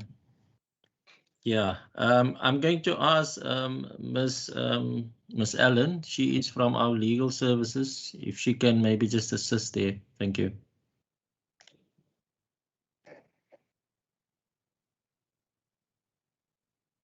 Good morning, Chairperson and other members. Just to answer your query, both matters are still pending and before the courts. So I just want to give a brief overview. I can't really go into the merits of all these cases, which is obviously still subject to evidence and so on. Yeah, so firstly, the youths that escaped, these youths escaped from the Outeniqua safety facility. It is alleged by the plaintiff that she was physically assaulted by one or more of these youths, obviously as they had escaped from the facility.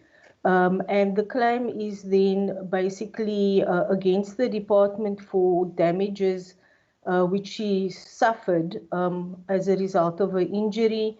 The usual bodily injury claims. And basically this matter is currently being defended because the department has to obviously interrogate and defend the circumstances upon which the youths escaped from the facility, and then also whether, the duty of care that the department has in safeguarding such residents, shall I say, whether that duty of care has been breached or not, in the sense that whether or not there was negligence on the behalf of the department officials in actually ensuring that the youths will not escape. So that matter is currently pending. The other matter that you referred to was as a result of one of the residents of the facility had already reached or attained the age of majority and had turned 18. And then he was subsequently discharged a few months later than the actual age, than that he had achieved majority. So his claim seems to be centered or focused around the fact that he was then deprived of his freedom unnecessarily beyond the period for which he had to be lawfully retained in the facility. So both matters, in the last matter, I think there have been attempts to settle. However, that hasn't really been finalized. And so in both cases, there's still exchange of documents taking place before the matter will be declared trial ready. I hope that will answer the question.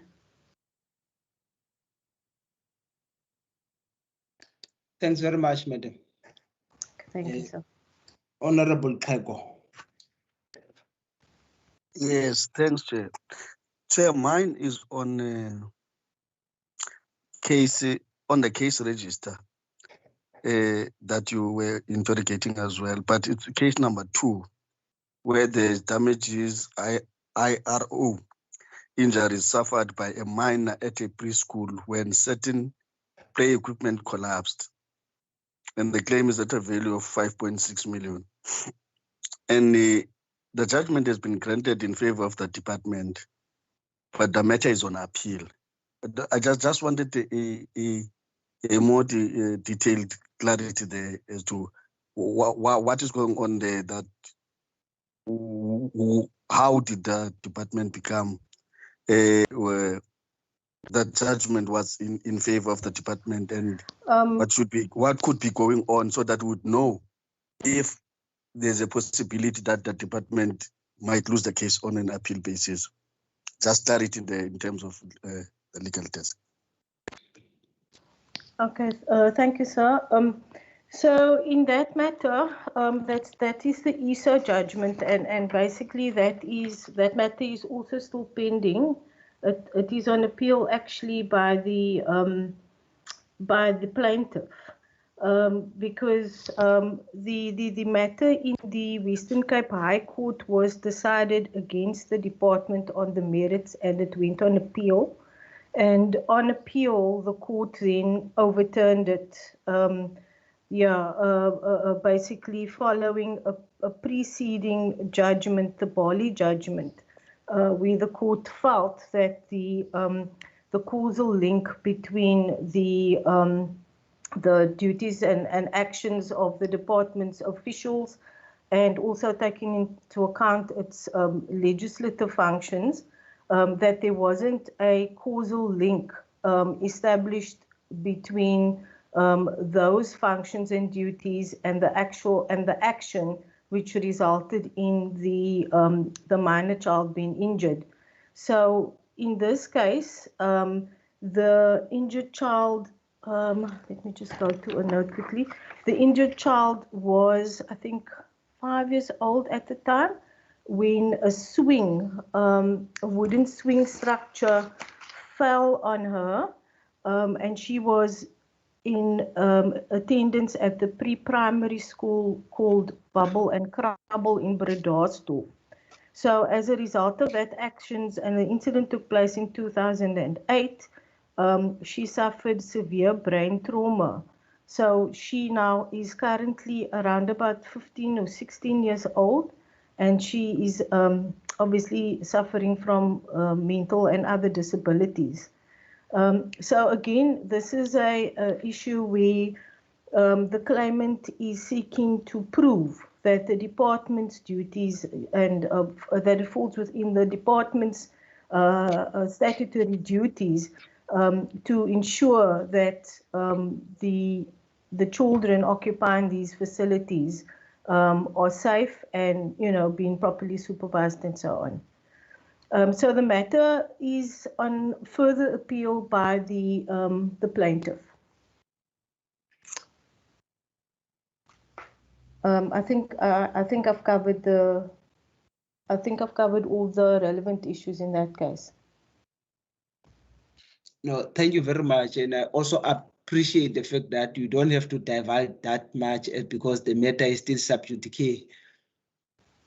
Thank you. No, sure. Any further question, honorable members, on the claim on the issues of contingent and liabilities? Honorable Bosman. Thank you, Chairperson. Chair, I just would like to ask the CFO and the head of the department if they are satisfied with the process in place to monitor the contingent liabilities in the department. Thank you, Chair. Through you, yes, we are satisfied with the mechanisms that we have in place.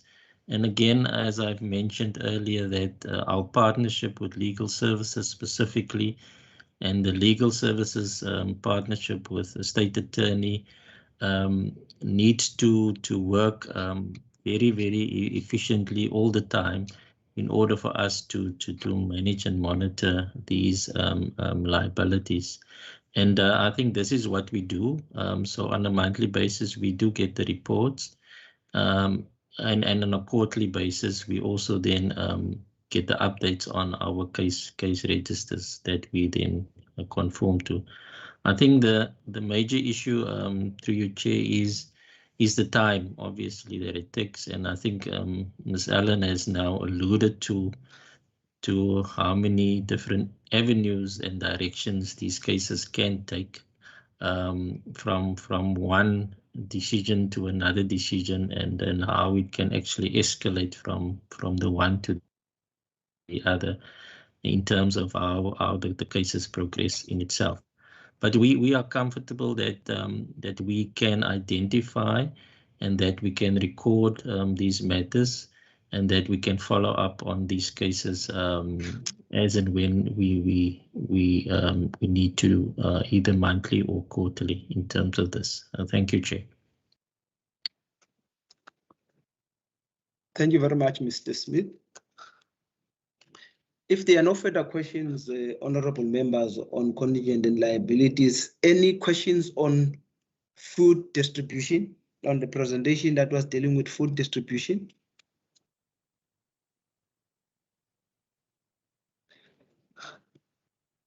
If there are no questions on that, just one or two questions from my side. The presentation was saying that there were 4 food distributors, 4 NGOs that were distributing food right through the province. I just want to check whether those 4 provinces, where were they geographically located in terms of these regions that you have, in terms of the 6 regions that we have in the province? That was my take. And then also, just maybe I see during the presentation, Mr. indicated that they were quite happy. There was some involvement of the private sector. They were quite being the help in some instances by the private sector. And he mentioned an example, for example, in Naina during the fires. So I assume even during the pandemic, there was some. Maybe were you able, the private sector that you were aware of, were you able to quantify also their role in their contribution in terms of the food parcel? And also, I don't hear you at all mentioning any contribution from, are you aware of any contribution that was done also by municipalities or by local government in terms of the food parcel, and what has been actually their involvement? And of course, lastly, the last question will be on the issue of SASSA. I think there was some comment that you made regarding the issue of SASSA. Just one, maybe you can just be answering those, but I'll come back again regarding that question. I just want to check the presentation. If maybe in the meantime you can I can get some response on that. Thank you, Chairperson. Yeah, thank you very much. I think Mr. Ewu may want to add as well, but maybe I'll just give some comments. The regions are the 6 social development regions. I'll let Mr. Ewu speak a little bit more to that. But just to say also the role of the private sector, the province did keep a database of where to try and track where the private sector and the NGO sector were providing food relief in separately from provincial funded food relief, so that we could try to get a sense of what the overall coverage was. We couldn't get all of the information because many private individuals doing their own support work, often from homes in individual neighborhoods where people have voluntarily decided to start cooking food to assist their neighbors and so on. But also corporations and small businesses also got involved. So there was huge numbers of organizations and individuals involved in food relief that we were able to track some of. And the NGO sector itself, in fact, exceeded government's involvement if you look at the total spread. But I think also the role of municipalities, the province did provide 16 million rand to the municipalities in the province to also provide food relief to people in their municipal areas. And the city of Cape Town also had a significant amounts of funds that they put into food relief within the city. They were not among the beneficiaries of the 16 million. That 16 million went to the district municipalities to assist. The city of Cape Town had its own funds and declined the offer of any money from the province. In addition to that, the municipalities did also put in some of their own money as well. Outside of the metro, about the municipalities that contributed approximately 7 to 8 million of their own money for food relief. But I think also we need to add the fact that SASA, somewhat later in the process, also was able to distribute some food parcels, as well as the Global Fund. I'm sorry, the Solidarity Fund rather. The Solidarity Fund assisted with quite a substantial support as well. And then the SASA later came with the COVID grant. But I think also the issue was the big difficulty was that SASA didn't have its social relief funds available at the beginning of the pandemic, because they had exhausted their social relief distressed budget for the year by the time the COVID lockdown began. So there was a delay for them to be able to start with providing food parcels, which is one of the reasons why social development ramped up its efforts, because we realized there was going to be a gap. But I think all in all, the private sector and NGOs brought even more to the situation than the provincial, local, or national governments did at the time in terms of food relief. But then also the education department did continue with school feeding as well. Also, our creches continued with their feeding schemes as well. So it was very much a multi-pronged process. But maybe I'll let Mr. Ewa also add to that. Thank you, Ejodi. You have literally covered everything. I will just talk about where we were able to quantify the support from private sector. Yes, we have been able to. In addition to the one that the Ejodi spoke about, which came directly to the Western Cape government and recorded in the donation system, there were other contributions that came from the private sector directly to beneficiaries. We only requested to coordinate and provide the beneficiary list. We have, and there's a number of those private sector partners that actually came on board to really relieve the pressure on government. The geographical location of the humanitarian relief organization, all of them, all four, physically based in Cape Town. Georgia has got, the Red Cross has offices in Georgia as well. So these humanitarian relief organizations actually traveled and drove to deliver the buses in the various localities in the province. Thank you, Chair. The HOD covered all other questions. Thank you.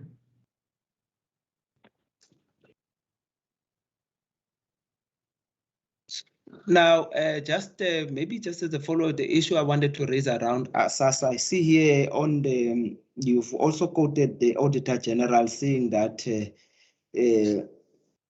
distribution of food parcel by SASA could have been significantly cheaper had SASA used existing NPOs used by the Department of Social Development.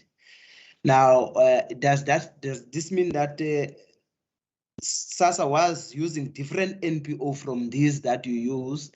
And then do you know maybe what were those NPOs?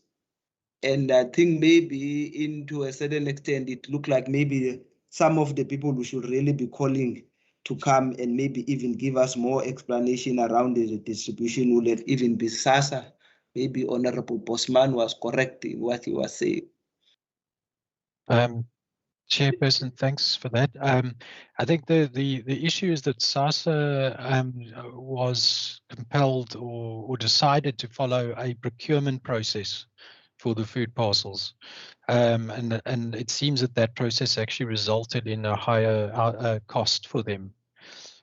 So with social development, we were able to use the transfer funding process, where we provided transfer funding to NGOs, and we provided it to quite a wide spread of NGOs, whereas SASA had to follow a procurement process where they did a call for bidders, and then they had a bidder that provided the service. As I recall, it was Lita Labantu. I stand corrected, but I think it was Lita Labantu. Maybe Mr. Hill, can you advise that is what I recall. Thank you, Richard, you are correct. That is what made the parcels more expensive. They used the procurement process. No, it was not the little Avando HOD. It was, in fact, they had 3 service providers, which they got from the. I don't want to call it wrongly, but it was not the little Avando. And then through the procurement process, and then it actually made the food parcels more expensive. Thank you, Mr. Ewa. Yeah, so but it was essentially the problem was that they had a procurement process which ended up coming in more expensive than the NGO option. I think the reality is that when we provide transfer funding to organizations, they often supplement that with their own donor funding, so they are able to leverage more, rather we are able to leverage more outcomes by doing that, as opposed to a tendered process where you're basically opening up to a for-profit approach to a business rendering the service. Just also as a follow-up, HOD and maybe Mr. Hu as well, you can decide who's going to answer this. You mean in all these 6 regions, were there no NGOs or NPO you could identify that could have done the work that was done by these 4 that you have handpicked? Mr. Hu, maybe you can advise on that.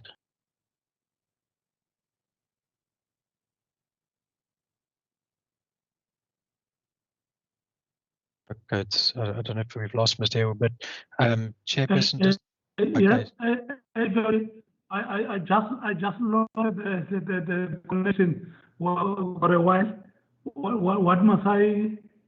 The question. I was asking Mr. Hu that in all these 6 regions, you could not find any NGO in those regions that could have done this work that was done by these 4 NGOs you've identified that were all based in Cape Town. Yeah, thanks. As we indicated, we looked for NGOs that are already in the humanitarian relief space. We got all of them. I think we got about 8. Unfortunately, most are based in Cape Town. And out of what we got, we checked those that had the capacity to distribute the number of food parcels. Because never in the history of these NGOs, all 4 of them, they had to live about 10, 12, 15. So got 5 of those that could deliver. And then the one, just the last moment said, no, guys, I'm unable to deliver so much. That's why you'll see that SANZAF has got 17,000, not 10,000, because they actually. So to answer yourself, Honorable Chairperson, yes, we didn't know of any organizations that are dealing with humanitarian response, relief, and disaster that were outside the metro. If we knew, we would have included them. But in our interaction with the municipalities and our regions are actually in these localities. We are not working, we have no relationship, we have no knowledge of the existence of any organization that is involved with humanitarian relief response and disaster outside the metro. Thank you. Thank you, Mr. Hu. I think also, can I just add to that, Chair, that the circumstances were very rushed. So we didn't have the time to necessarily start to engage organizations that were not known to the department or not well established, because we would have had to have done all the necessary monitoring checks to make sure that they have the systems in place to properly account for the transfer funding as per the Public Finance Management Act. I think also the rather large logistical nature of the distribution of the 50,000 food parcels meant that we needed organizations that were quite large and established and were quite robust logistical networks. So the large organizations we engaged do have a presence across the province, and so were suitable. But I think I should also add as well that the food parcel process that we did was very much designed only for the hard lockdown under level 5 and 4. And the reason is that it's not the most efficient way to provide food relief. And when the lockdown became less stringent, we changed the approach to a more efficient method, which was to engage a broader number of organizations which are more locally based, to then provide food ingredients to community kitchens across the province. And that is a much more efficient mechanism. But that wasn't something that we could do in the beginning because the hard lockdown had made it very difficult for the smaller organizations to move around. And also there was at one stage, as Mr. Hayward mentioned, a plan to prevent or prohibit the hot food being or cooking being provided. So it became necessary to go for a food parcel approach, which was required big organizations with big logistical capability. But I think now we've developed a much more efficient system under the level 3 and lower lockdowns. Thank you, Chair. Thanks very much, HOD. Honorable members, are there any further questions? If there are no further questions, honorable members, this has actually brought us to the end of this presentation by the Department of Social Development. Let me make use of the opportunity to thank the department for availing themselves to come and do this presentation. Once again, thank you very much, HOD and your support staff and CFO, as well as Mr. EU. I hope that you have actually, to me, this has been a very helpful and a very informative session. It was quite enlightening.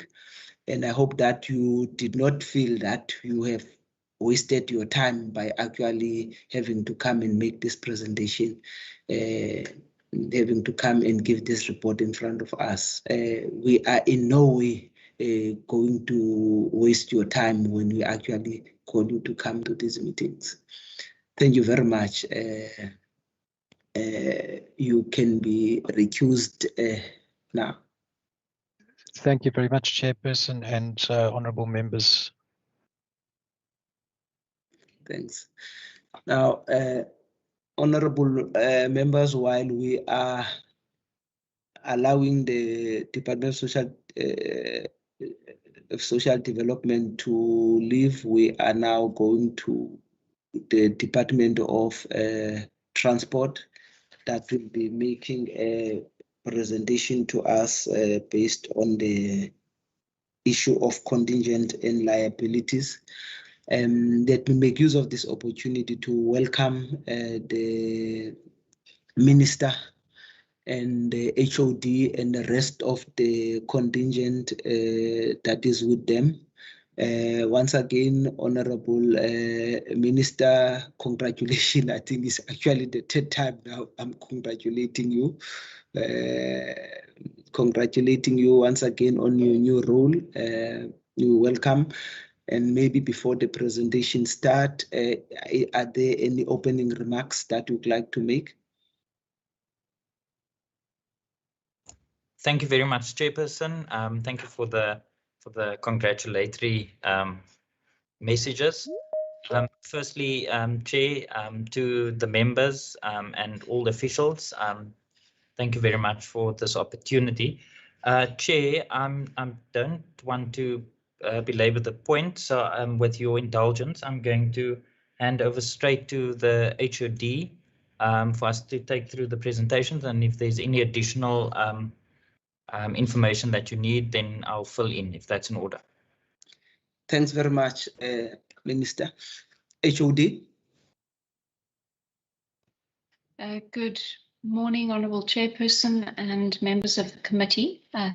Thank you very much for the opportunity Similarly to the Department of Social Development, we have members of the team with me this morning to take us through the presentation that was sent through to the committee coordinator last week. And with your indulgence, Chair, I'm going to ask that Mr. Bashir Rahim take us through the presentation. I will project it from my side if you're comfortable with that and we can get going. No problem. Would you be able to just confirm for me, Chair, that you can see the presentation? Yes, definitely, definitely. It should. Thank you very much. So with your indulgence, Chair, I will pass over to Mr. Rahim. Thank you, HOD. Good morning, Chairperson and members of the committee and everyone that is present. Similar to the presentation by the Department of Social Services earlier, if you have, I'm sure you've gone through our presentation. It's got similar information in it, but just with a slightly different focus. So in terms of the contents page that you see on screen, essentially your request was how does contingent liabilities get managed and monitored at the Department of Transport, the mechanisms in place for that, and what are the nature of the claims. But before we go into that, we have also, just like social development, we included a little bit of information about the legislative framework, as well as just to repeat the actual picture in that regard. We've got one slide that looks at the actual breakdown of contingent liabilities in the financial statements, which the public gets to see. So if we go on to the next slide, so this is the analysis of contingent liabilities that we manage, which is presented in the financial statements. And just to remind everyone that this is the picture at the end of March 2020. So essentially, you see that it's made up of 4 elements, with 2 of them dominating the picture. And of the 2, the biggest one is the claims by private individuals against the state, as at that date amounting to 97 million rand. And then there's something called other guarantees, which is borrow pits. We'll go into a little detail later, which is 14.7 million rand. And then we've got housing guarantees of 75,000 rand and interdepartmental payables of 6,000 rand. For the purposes of this presentation, we're not going to say anything further about that 6,000 rand because we consider that to be immaterial. If you go on to the next slide. So the legislative framework, you know, you've heard most of this earlier. I'm not really going to repeat it, but in terms of the claims against the state, which is which talks to the 97 million rand claims by private individuals, essentially we're supposed to have a system in place to manage this, and you know the Public Finance Management Act stipulates that. The Treasury regulations, it's also got a chapter on that. The Western Cape Provincial Treasury Instruction has also got a chapter on that. And then internally within the department, in terms of the accounting officer's delegations, the accounting officer herself has delegated the management of these claims against the state, which is part of, you know, is part of the contingent liabilities. She's delegated that to different individuals or positions within the department. So they are just, we just show you some of these delegation numbers. And then also we've got a very detailed standard operating procedure relating to the management of losses and claims within the department, of which contingent liabilities, you know, make up one segment of this detailed standard operating procedure. Moving on to the next slide.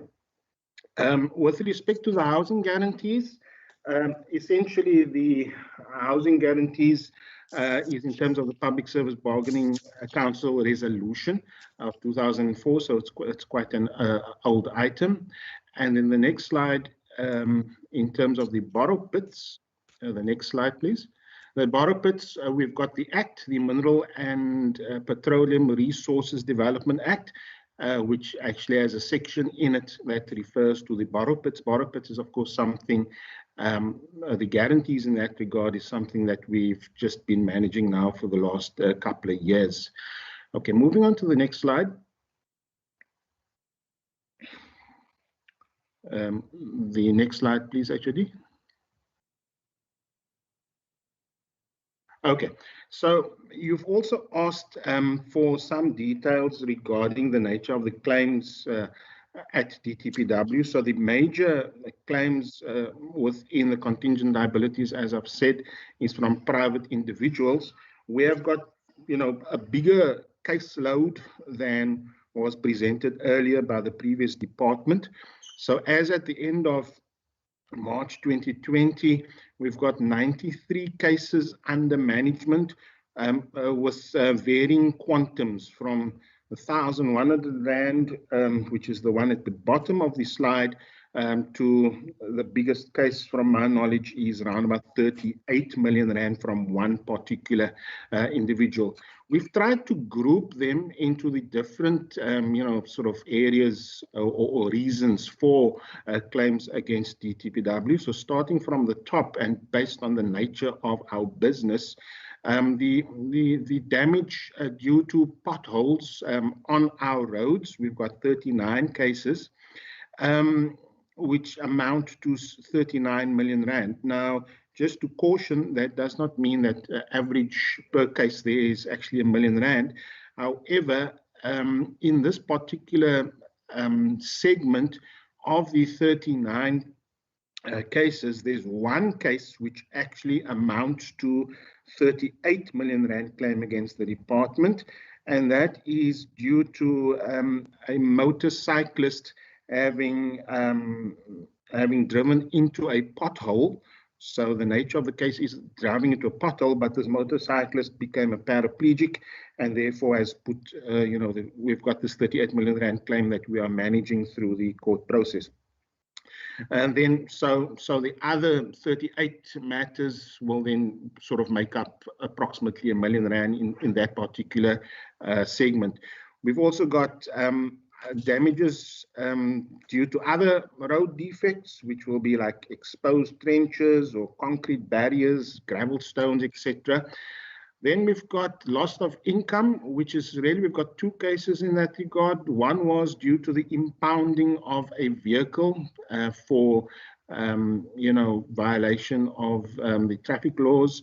The other one was the rejection of a permit. In response, these vehicle owners then submitted claims against the department for loss of income.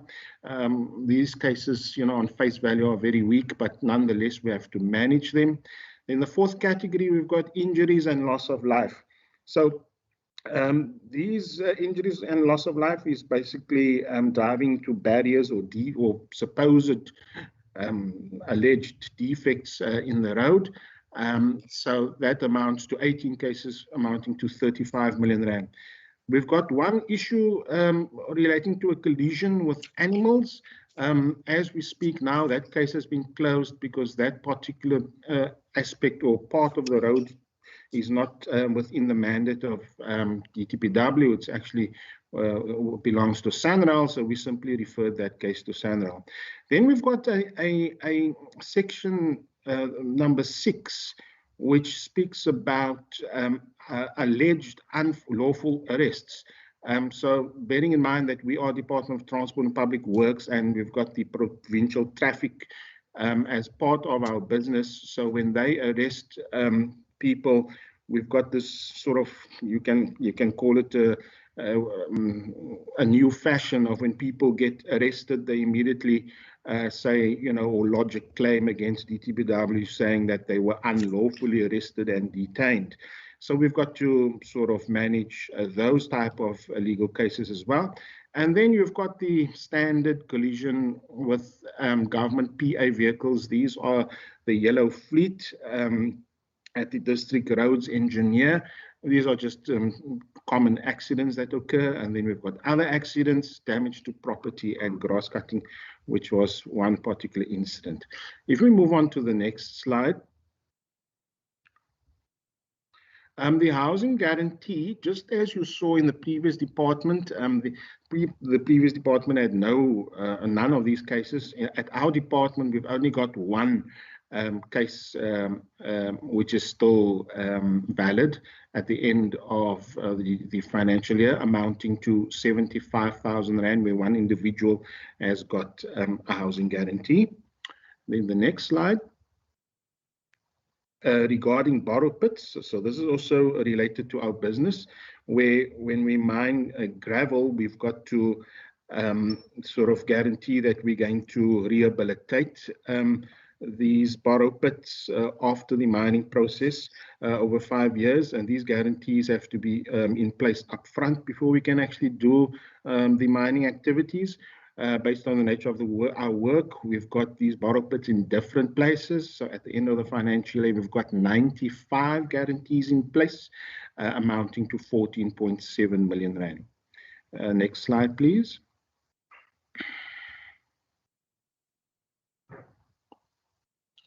The next slide. It's just taking a bit of time to transfer. Okay. So the mechanism that we have for the management of claims, and we've got these slides sort of divided up into 3 parts. So the mechanism, the detailed system that we've got in place to manage the claims against the department, we've got 3 slides in this regard. Firstly, how do private individuals go about lodging the claim? There's different points of entry to submit claims against the department. One is via our communications office, where they use the generic email address, which is basically dtpw.losscontrol@westerncape.gov.za. But also because we have got offices in different areas, so via our regional offices, sometimes claims get submitted via the district municipalities who do work on behalf of DTPW. Sometimes claims come directly via the state attorney or legal services, or it comes to the HOD's office or the MEC. All of these different points of entry are aware that the directorate within DTPW, which I'm the leader of, that's responsible for managing these claims, is Directorate of Financial Governance. So these claims will then be referred to us. Once we receive these claims, to ensure that they don't get lost anywhere, the first thing we do is we register them on the electronic system, which is the transversal loss control system of Provincial Treasury. So every department is actually supposed to have access to the system where they load these claims. In addition to loading it onto the electronic system, we've also opened up our hard copy files in terms of the Archive Act. Next slide, please.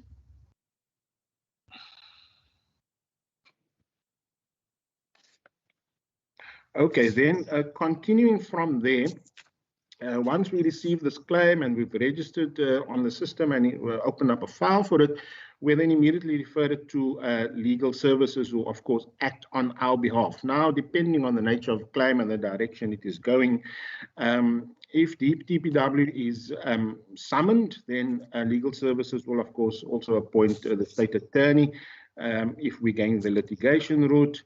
But one of the things that we have to do at the beginning is, based on the nature of our claims, is one of the first things that we usually do is to get information from the claimant regarding where exactly did this accident, etc. occur. Because often the public just submit claims to DTPW, not realizing that not every road is managed by DTPW. So the first thing we check is where is the exact location, and often it results in us then deferring the claim via legal services to SANRAL or whoever else is responsible for that particular portion of the road. If the claim is on our road, then we do a further internal investigation. So the engineer who's responsible for that area will then do a determination in 2 ways: either go and do a site inspection, or will inspect their own existing maintenance records, because on the maintenance records they'll get an idea as to whether that part of the road was recently repaired, and then they'll also know whether there was actually a pothole present at the time that the supposed accident actually occurred, or based upon which the claim is made against the department. Sometimes it occurs that that portion of the road, even though it's within DTPW's mandate, it has been given to a contractor to maintain that portion of the road, in which case the claimant is then advised to submit the claim directly to the contractor, who might have insurance in place for these type of matters. Once we've gathered all of this information, then we pass it on to the State Attorney via Legal Services, of course, to make further determination. Next slide, please. So based on all the information that has been gathered, we will then get an opinion about the merits of the claim. And then from there, you know, the legal process will sort of take its sort of continue. Because lots of the cases is out in the regions, it might be that the state attorney can't get to that part, so they have to appoint correspondent attorneys in the area. If the cases make its way all the way to the High Court, then we will appoint counsel. And then if in the unlikely event that DTPW loses its case in whichever court it is, then legal services then will further advise should we actually be appealing or not, or we should be settling this claim. Sometimes, instead of wasting our time going to the courts, if legal services advises us that, you know, the merits of this case is against us, we'll try and find a way of settling out of court. And then basically the last point there is that everything or a summary of these cases is then listed in the contingent liabilities register, and based on that it is disclosed in the financial statements. Next slide, please. Then housing loan guarantees, well, everything's basically managed by the CSC, whether it's the application or the actual payments, liaising with the institutions, etc. And as I said, we've only got one case in that regard. Next slide, please. When it comes to the borrow pits, the mechanism or the system in place is that there's an electronic system in place for the actual submission for or request for guarantee and the processing thereof, allocating actual numbers to it and who's the person that actually requested it, and all the details with regard to the actual borrow pit. Where is it located? What is the amount? What was the date? When will it be released, etc. That is all done on an electronic system for all of those cases that we mentioned. Next slide, please. Okay, so then monitoring of the contingent liabilities. When it comes to claims against the state, we within financial governance, we actually monitor these on a daily basis. One of the important things is that we need to ensure, you know, that we are timeless with regard to the litigation process, that we respond within the timelines allowed in terms of summonses, etc. Also, on a quarterly basis, we report the status in summary to the top management at the ERMCO meetings, the Enterprise Risk Management Committee meetings. And then also the summary is then reported upon in the interim financial statements, which is of course also reviewed by the Provincial Treasury. So that is for monitoring the claims against the state. The next slide, with regards to the housing guarantee, that is of course monitored by the Corporate Service Centre. And then the next slide, with respect to the borrow pits. The borrow pits, now in relation to the borrow pits, a borrow pit has got the average life of about 5 years. So these guarantees are issued for 5 years, but once the 5 years is up, then DTPW still has another 3 years to rehabilitate. Now, once the rehabilitation is done, then the National Department of Environmental Affairs, they do their own inspection and actually give us a certificate to confirm that we have actually done our part. Once that has been confirmed, then basically the guarantee will be redeemed, and then it will be removed from the borrow pits register. Okay, then next slide.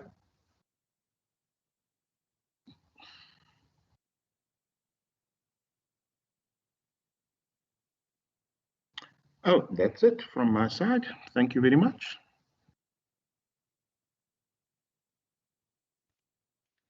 Chair, thank you very much. That's our presentation.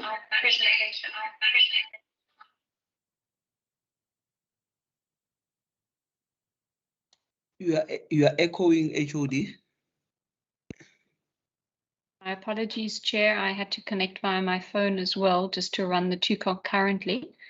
We are concluded and ready to answer any questions that you and the committee members may have. Okay.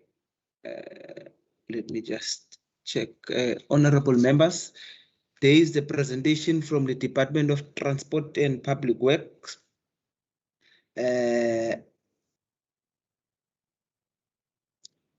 Are there any questions from honorable members? I think as usual from the Transport and Public Work Department, this was a very comprehensive and a very good presentation. Although I had a question on the issue of the borrow pits, but I think during the presentation, the question I wanted to ask actually has been answered. Because when I look at it, it was actually the one that is actually one of the issues that is having quite a lot of money, because I was wondering how can the whole cost us so much. But during the presentation, the question I had has been answered. Are there any further questions, honorable members? If there are no questions, honorable members, that means that then we have come to the end of the presentation of the department. Honorable Minister and HOD, are there any remarks you would like to make?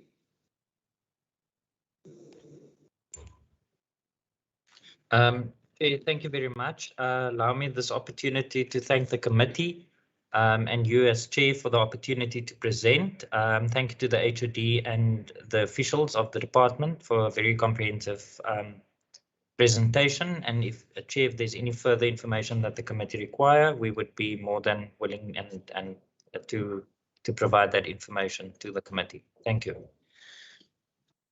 Thank you very much. Minister HOD. Honourable Chair, I can not say it any better than my MEC. So certainly if you have any other queries or questions, we will gladly provide the information. Thank you. Thank you very much. As I said, Minister and the department for the comprehensive report. It was very helpful and very enlightening. Once again, thank you very much for your always ever available whenever we actually call you as a committee to come and give us some explanation or some assistance in terms of the issues we want to raise. Thank you very much. You can be excused now so that the committee can continue and deal with the work. Okay. Thank you, Chair. Thank you. Bye-bye. Thank you, Chair. Bye.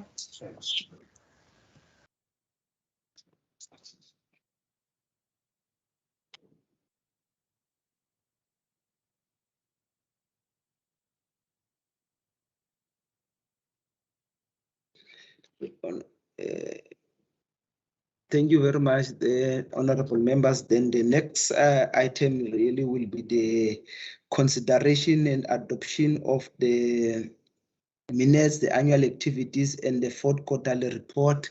Can I ask the procedural officer to please first slide the minutes of the 25th of March? No problem, Chair. I'm just trying to open it here. If you can just indulge me quickly. There we go. Must I make it a little bit bigger, Chairperson, or smaller? Look, I can see it. I don't know with the other members. Is that fine, honorable members? Yeah. Can see, yes, thank you. Sure. First page, attendance. Chair, apologies.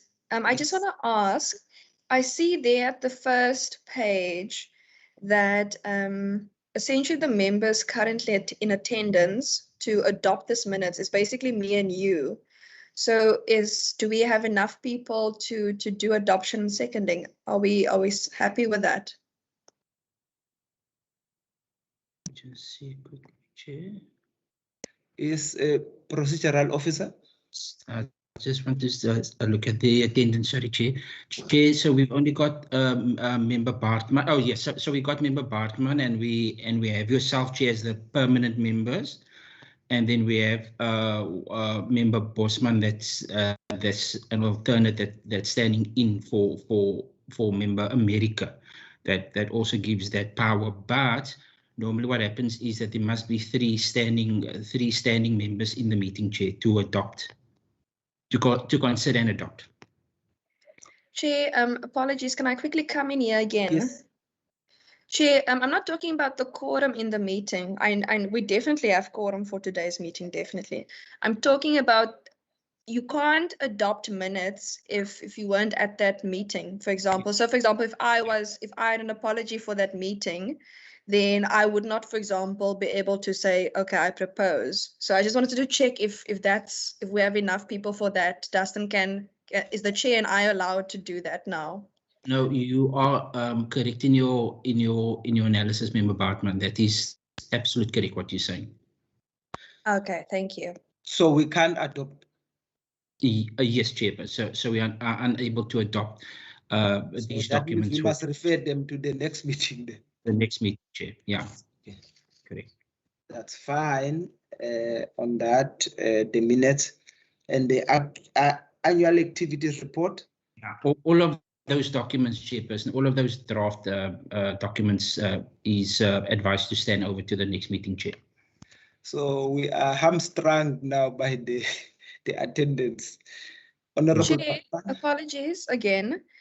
I'm only talking about the minutes. I think actually we can adopt the annual report if I'm not mistaken, but Mr. Davids must just advise, because the thing is the minutes, you can't adopt the minutes if you weren't in that meeting, but annual report is different because that's regarding the year and there are members standing in for other members. But Mr. Davis must please guide me on the procedure in this regard. Thanks.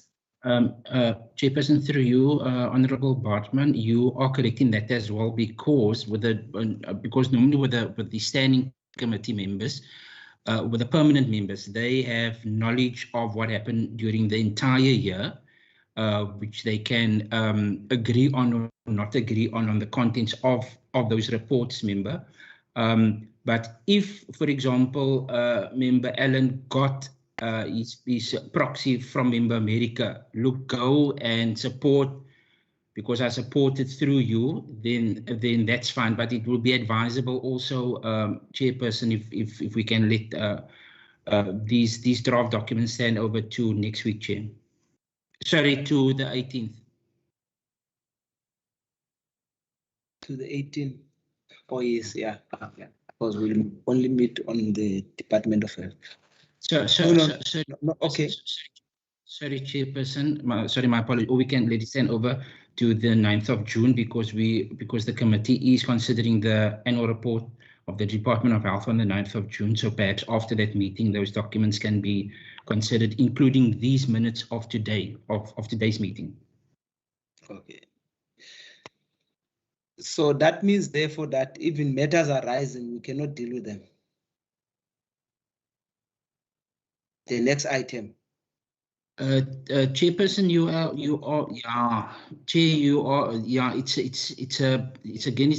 This is now highly technical in another level. Yes, that's fine then, honorable members. Then that means that then we must go to resolutions. Maybe just before we go to resolution, it's something, honorable members, I thought I will actually raise. It was regarding the, I see Honorable Bartman said. No, apologies, Chair. Please continue. I'm just putting up my hand to indicate that I have a resolution that I would like to put on issue completed. Okay. Now, it was just a matter I wanted to raise on APEC, because APEC is going to have its CODs or Council of Delegates meeting on the 24th and the 25th of June. Originally, they wanted a physical meeting, but because of the regulations, with the new level that was adopted, it's going to be virtual. And normally the members that attend that COT is myself, Honorable Bartman, Honorable Maseko, yes. So I think I just wanted to raise that, and maybe we can take a resolution on that, because anyway, it's a standing thing, because the meeting is a council of delegates. Then the other issue regarding that, they were having about 9 items that will be discussed there, that will be deliberated on, and they would like input from various jurisdictions.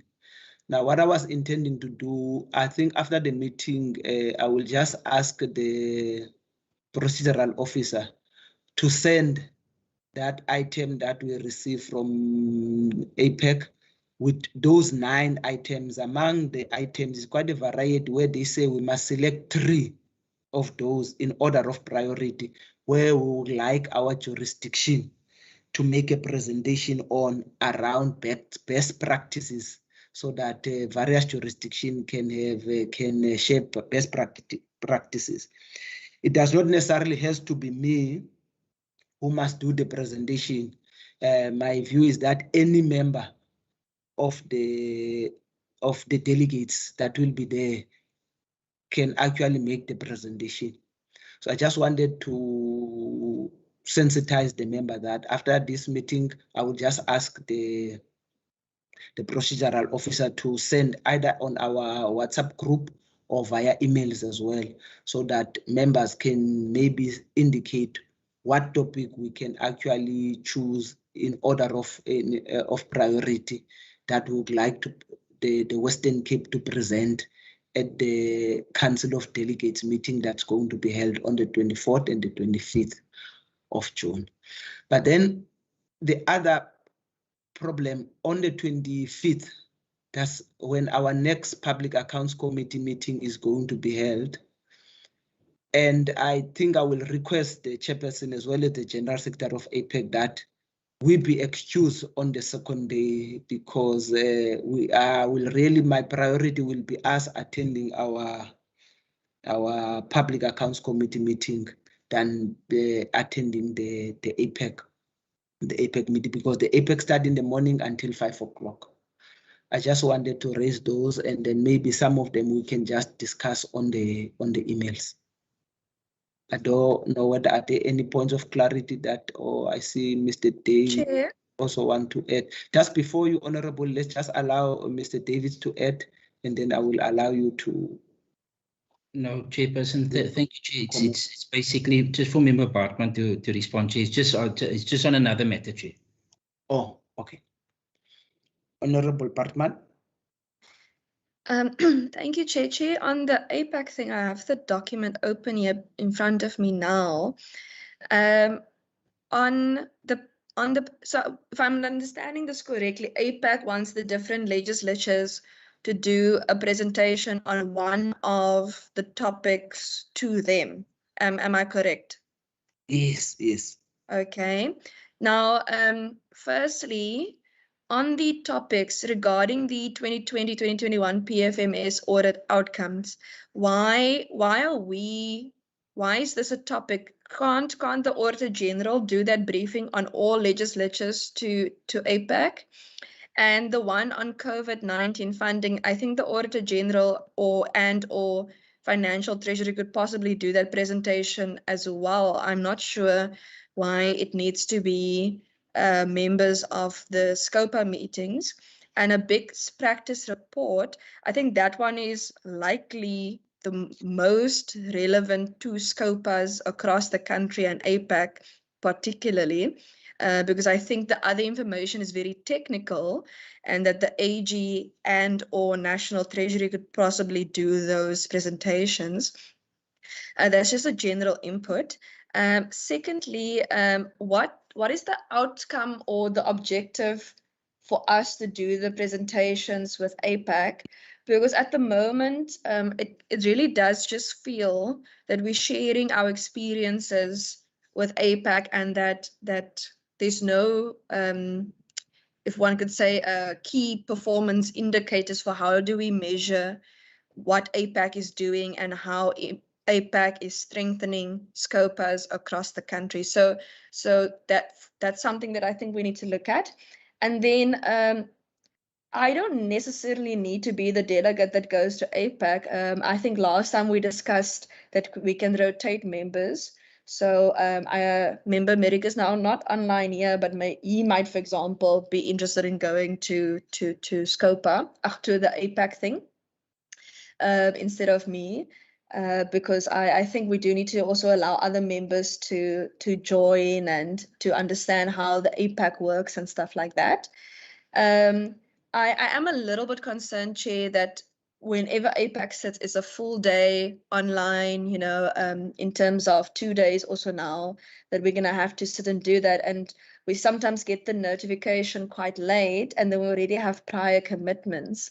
And I'm just wondering that if we are going to do it online, which I would prefer instead of in person, and that would also save costs, is it not possible for us to attend certain sessions or to attend when we do our briefing, and then also attend the session where, you know, maybe we get the feedback and share the actual practices? Is it necessary for it to be a full 2-day briefings? But that's just on APAC, and then I'll do my resolution request a bit later then. Thanks.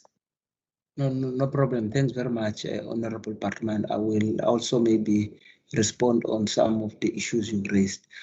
Honorable Postman. Chairperson, mine is a resolution, so I'm happy to hold off until you get there. Okay, no problem. Thanks. I think, Honorable Postman, let me start on the topics. I think maybe you were reading a different. The one you've read is actually going to be the presentation that are going to be made anyway by APAC officials. But then they say I would think I will also ask the provincial officer to submit this on the group or via email. It says the following 9 topics will be focus of discussion at the Council of Delegate meeting to be held on the 24th and 25th of June. These areas are derived from the draft report produced by APAC Executive Committee on sharing best practice. The draft report was sent, and then it said, let me just read the topics. One of the topics is examination of interim financial statements and reports, and report on these. And then the second one is examination of reports of Auditor General on financial statements of Parliament, legislature, and government departments and entities, including special reports by AG. The third one is the utilization by Public Account Committee of their mandate to investigate any matter of relevance to public financial management and accountability. The fourth is cooperation of Public Accounts Committee with other committees of Parliament, legislature. The fifth is in-year oversight by Public Accounts Committee, including consideration of financial management plans of departments and entities. The sixth is effective oversight on consequence management, including possible support to the Auditor General on the implementation of the powers as per the amended Public Audit Act. The seventh is support to impacts on effective public financial management and accountability at local government level. The eighth is working relations with Chapter 9 and Chapter 10 institutions. And the last one, which is the ninth, is the need for frequent training of public accounts members and support staff. But I will submit those, and then the members can just indicate what kind of what are the top 3 that they think. And I actually agree with you, Honorable Bartman, that we really don't need to attend, especially if it's going to be visual. I can indicate to the chairperson and to the general secretary that, look, we'll be busy that day with other things. we won't be able to attend, especially the second day, but also other members would like to feel that they will just attend when they are going, when they must actually make presentations. I really don't have a problem with that. I think it's a good idea. Chair, can I come in again? Yes, sorry. Yes, yes. Chair, if it's virtual, then all the members of our SCOPA could attend if they're available, the respective sessions. I'm not saying that I'm not going to attend. I'm just saying that if it's only that certain amount can attend, then maybe we need to look at rotating some members and stuff, just so that everyone has an opportunity to participate. In terms